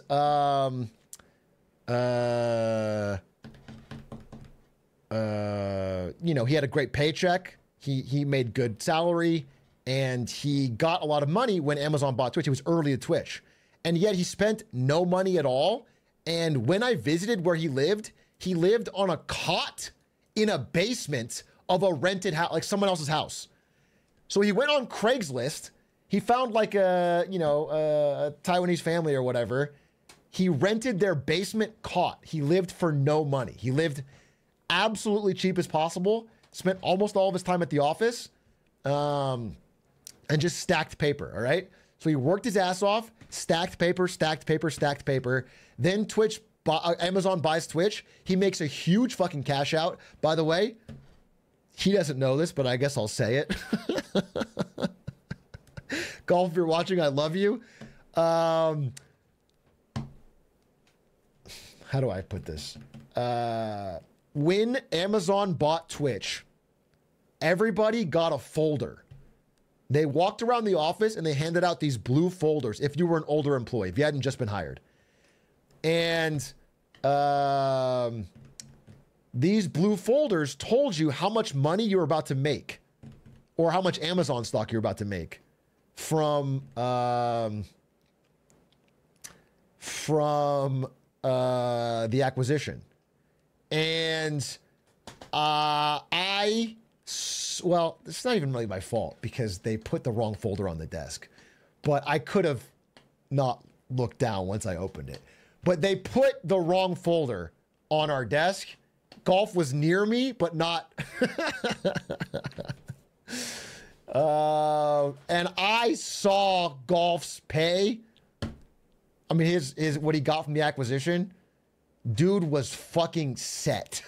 And that was at 2014 Amazon prices. If he kept some of that stock, dude was set, okay? Dude made a fucking large chunk of change, okay? Certainly more than little old, marketing manager Atrioc, okay? And I did pretty well for myself. I never sold the Amazon stock, so it grew. Anyway, so he did really well for himself. Anyway, so he takes that money, all that money, and all the high salary he had that he hasn't been spending, and he decides, you know what? I'm kind of bored of Twitch. Everyone's not having fun here. I'm going to leave. He leaves and goes to a little company called Figma. Early stage Figma. If you've never heard of Figma, they are now like Adobe's biggest competitor, and I think they are worth like, I don't know, 28 billion or something. Much bigger than what is Figma's valuation? Figma valuation. 12 billion, I'm sorry, 12 billion, which is 12 times what Twitch got bought for. So he's early stage engineer at Figma, rolls into that, gets a bunch of options. I don't know where he's at now, but I think he might be just taking a break, dude. The guy's rich as fuck. Anyway, I know he's rich because he bought a fucking actual place in San Francisco. I know he's rich because he actually bought a place in San Francisco. So it worked out for him. He made it out of the basement. He now has a place. So that's the story I would tell you from someone who's early. He bought a queen size cot.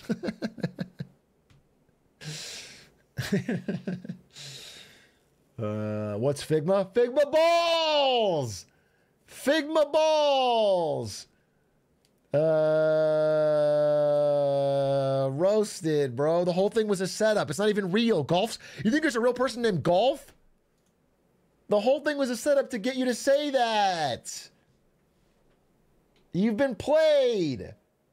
You've been bamboozled. I'm trying to think of other stories. I mean, a lot of Twitch people went off to start companies, but I don't know that any of them were particularly successful. But I don't know. I mean, if they're watching, I don't know.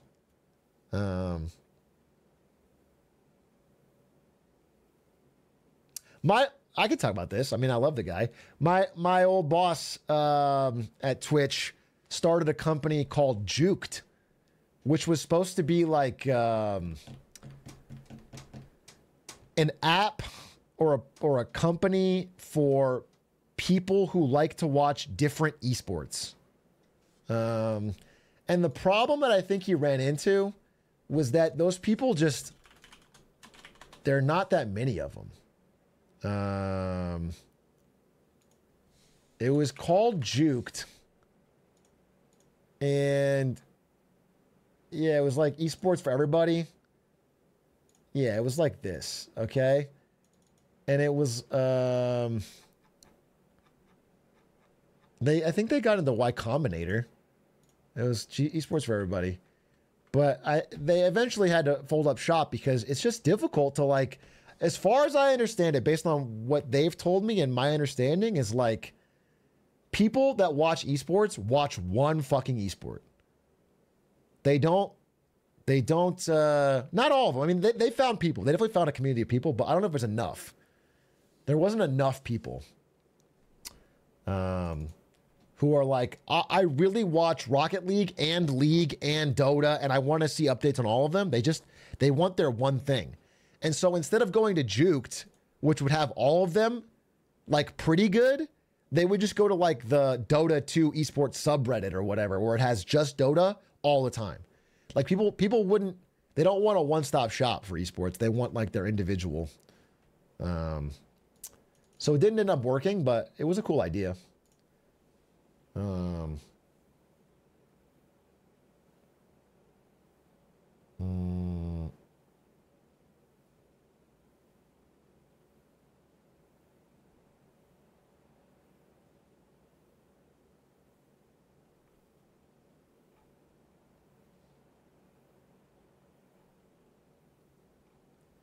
Yeah, it might have been early. It might have been early. I think it's a fair. It could be like, I think if esports keeps growing, again, it's worth mentioning.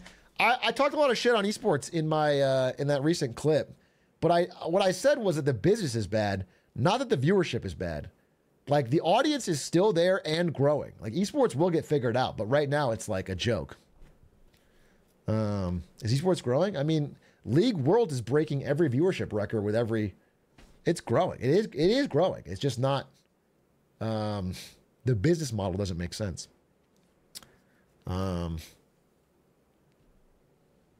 So worth mentioning. Esports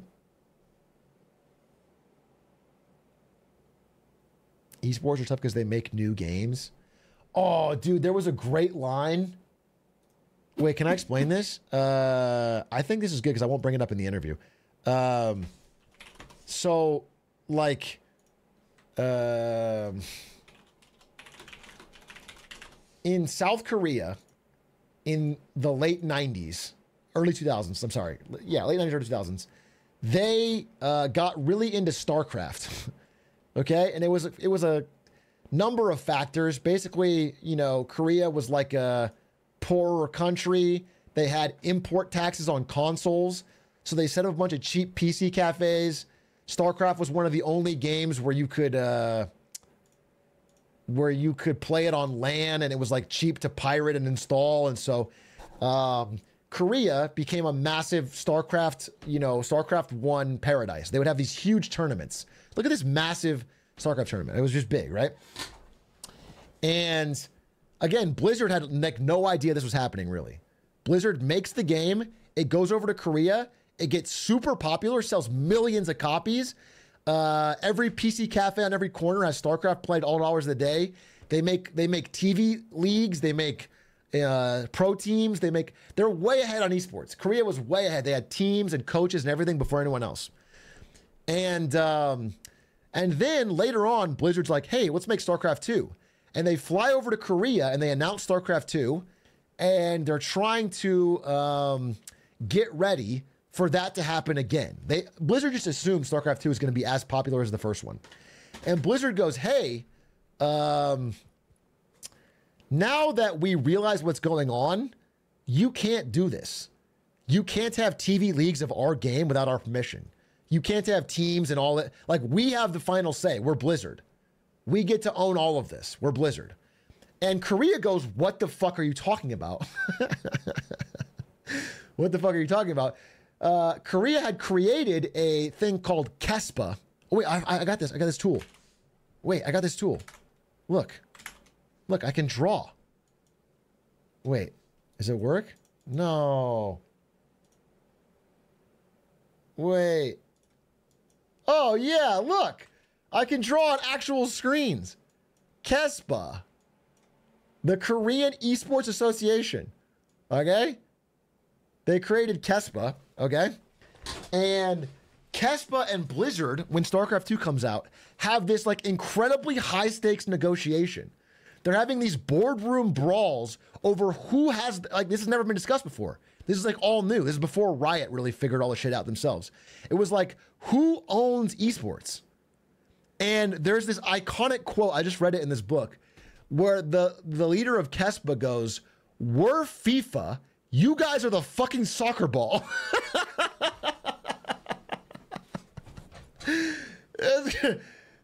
They stand up and they say, we're fucking FIFA, you guys are just the fucking soccer ball, and they walk out. It's crazy. Anyway, turns out, I mean, that's not really true because unlike soccer, you don't have to always log in to play. You know, like there's not a patch that the developer does control it. So in fact, Blizzard does really win the battle, but the way they split it up is that StarCraft 1 is untouched. Like StarCraft 1 can still do everything on their own, and it still runs to this day. And then StarCraft 2, Blizzard got control, but then nobody in Korea ended up playing it. It died. So it was weird. KESPA was like a bad org, but like if they had won, things would be different, and it would be more like esports run separately from the publisher. But now publisher owns everything. So it's interesting how that played out. What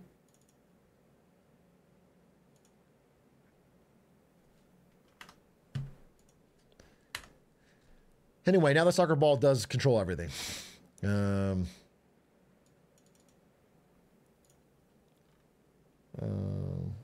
What do you think about Cadrill's doing and making his own team with more orgs running a content creator? Like, Cadrill's making a team? My advice to all esports creators is to not make a team. Because teams are a great way to lose money. But I could be wrong. I could be wrong. I'm not going to... the way Ludwig did it is different because Ludwig and Charlie don't pay for it. Ludwig and Charlie got Shopify to pay for everything. And so Shopify loses all the money and then they get to do all the... That's great. I think what Disguised Toast is doing is a little riskier. Disguised Toast is you know, I don't like the... I just don't think it's worth it. Like it's so expensive. You got to pay for flights and hotels for all the players, and unless you're getting real sponsorships or you're making content that's bigger than your other content, like Ibai, maybe it works because he gets huge viewership for the. But like, does Disguised Toast get more viewership when watch partying one of his players than if he just made a video or played Among Us? Or I don't know. It's tough to say. It's tough to say. But I think it's probably a bad idea financially.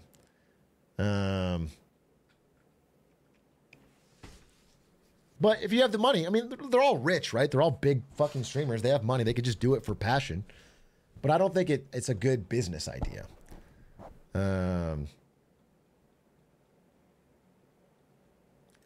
You had a stream session you clipped in the past where you described how hard as fuck StarCraft is. The game is silly. Yeah, I talk about this all the time. StarCraft is such an incredibly hard game. There's no way to explain it to someone who hasn't played it. StarCraft 1 specifically. The way the Koreans play. There's no way to explain it to someone who doesn't. It's just impossibly fast. It's just impossibly fast. RTSs are already hard, and people kind of get that, but people that have only experienced StarCraft 2 don't understand how much more annoyingly hard it is. How much you have to fight against the interface for everything.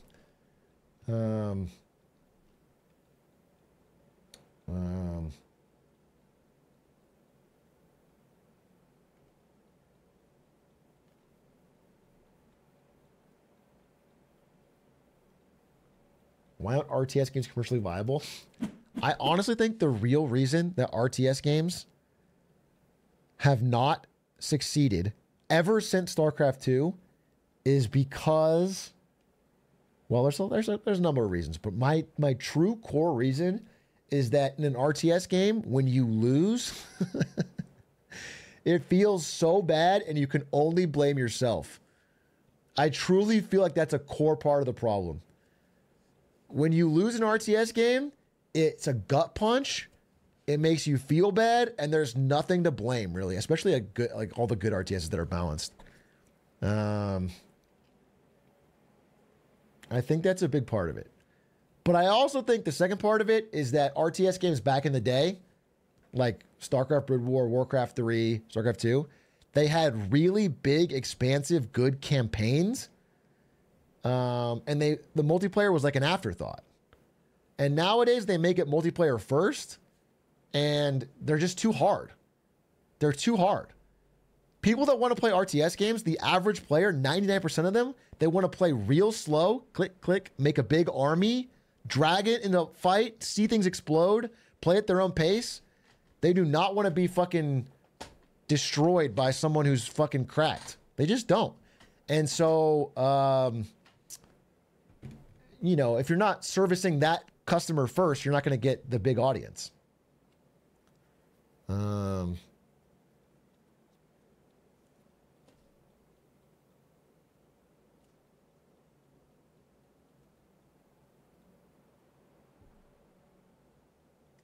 The amount of sadness you get from losing is greater than the joy you get from winning. Maybe that's true. I mean, it's definitely very demoralizing to play an RTS game and like sweat and really try, and then you lose after like 30 minutes. You're like, damn, I just feel fucking awful. But that's true about everything. Well, that's a mindset thing, right? You know, it's a mindset to fear losing, to have loss aversion. Like, I don't know that I have that as much.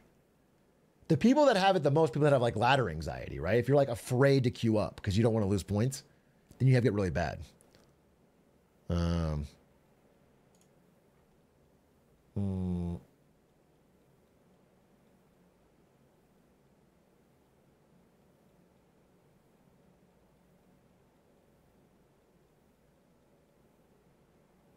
I'm afraid the opponent will hee hee ha ha. You're like Stans, dude.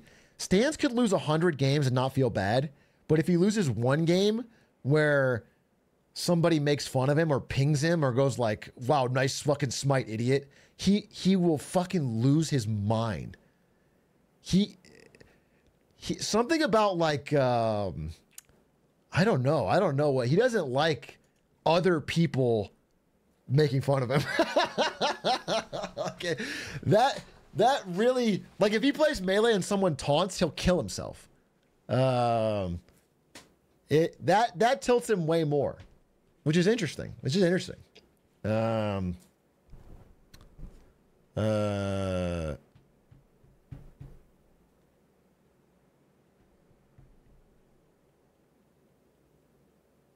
which is interesting. Yeah, I wonder what it stems from. Being unfairly criticized or something? I don't know. I don't know. It's interesting, but that's something I've learned about Stans over the years. Like that triggers him way more than losing. Where I think I am more frustrated with losing. Like if I think about what makes me mad in a league game, it's not the guy that's flaming me, it's the guy that's feeding. In fact, actually the thing I hate the most is when somebody's really nice and they're feeding. That pisses me off. I hate when there's like a bot lane that's like, hey guys, we got this, and they're like really nice, and they're like, but they're like doing terribly. That makes me madder than anything. It makes me feel like they're like,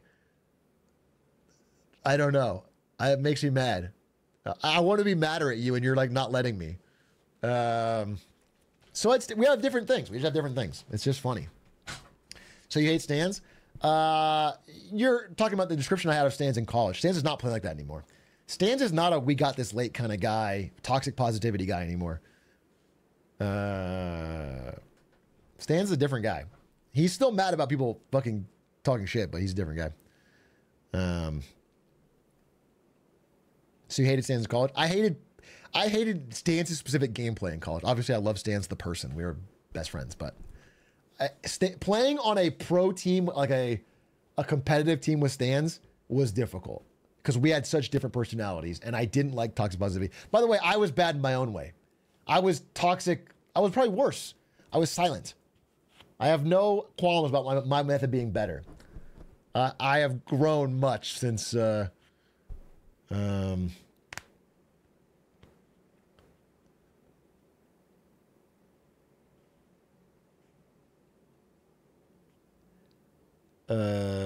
will you be watching T1 versus Genji this Sunday with Stans? Not with Stans, but I will be watching this Sunday.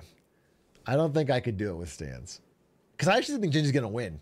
I'm believing against all odds from T1, but I think you got to be pretty silly to think T1's favored.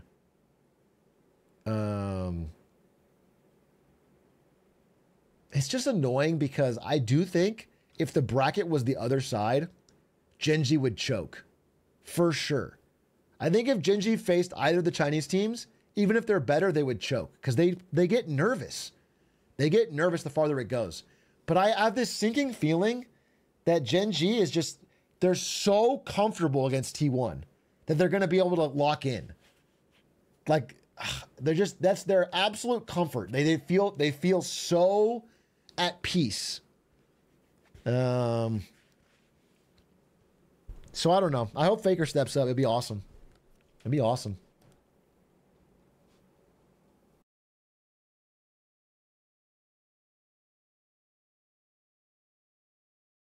What happened? Did I get fucking...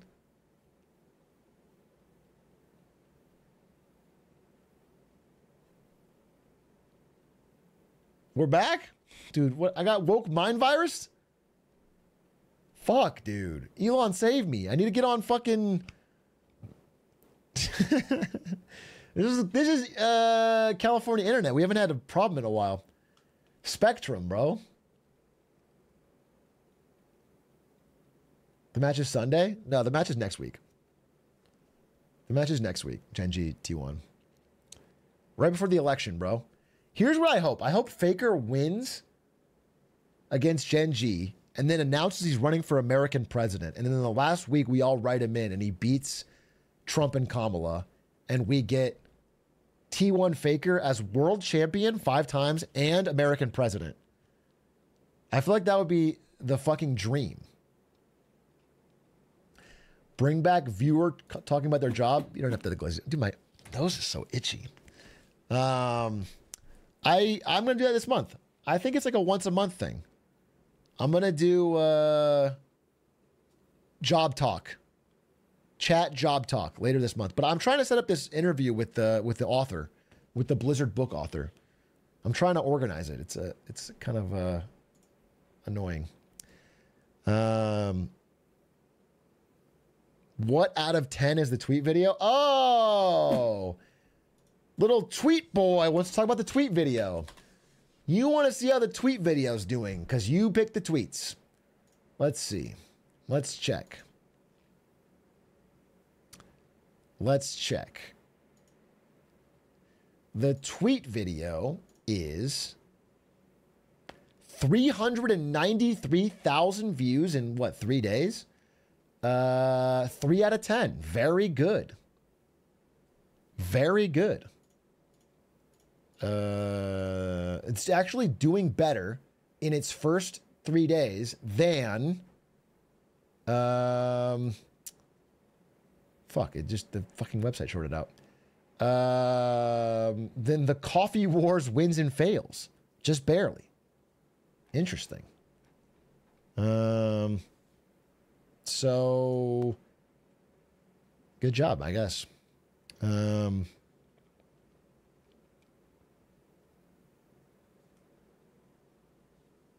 You live another day. Oh, we just uploaded? Oh, thank God. I was worried they weren't going to get the upload out. I had a Rocket Money ad for that.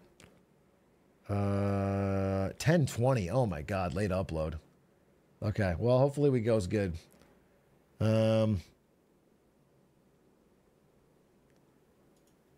Bro, Ludwig laugh, Lamau. You watch too much Ludwig, bro. I promise you, Ludwig's laugh is taken from other people. I promise you that. I promise you that. Okay? Just because you watch him first, which is fine, he's a great creator, does not mean that he's fucking...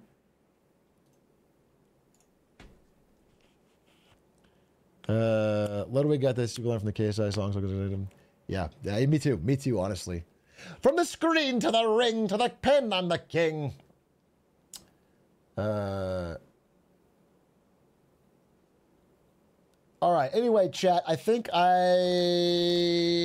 going to wrap it because I have to work on these slides so I can do Targeting Tuesday. I'm not that close, to be honest. I'm not that close. I'm not that close. I need to fucking finish. I think I can do it, though. One game of League? No, don't tempt me. I'm 4 days clean. Do not fucking tempt me. Tomorrow we're doing the Global Edition Marketing Monday. News from around the globe. Should be good. Appreciate you guys watching. Fun little discussion today. Thumbs up, thumbs up. Ding, ding, ding, ding, ding, ding, ding, ding, ding, ding, ding. See you tomorrow. Tomorrow should be a big day. And of course, we're only 14 days to the election. I kind of want to talk about that, but it's just tough, dude. At this point, it's losing its humor. You know, everyone's so serious. But I do want to make some jokes and talk about it. So, see you tomorrow. Goodbye.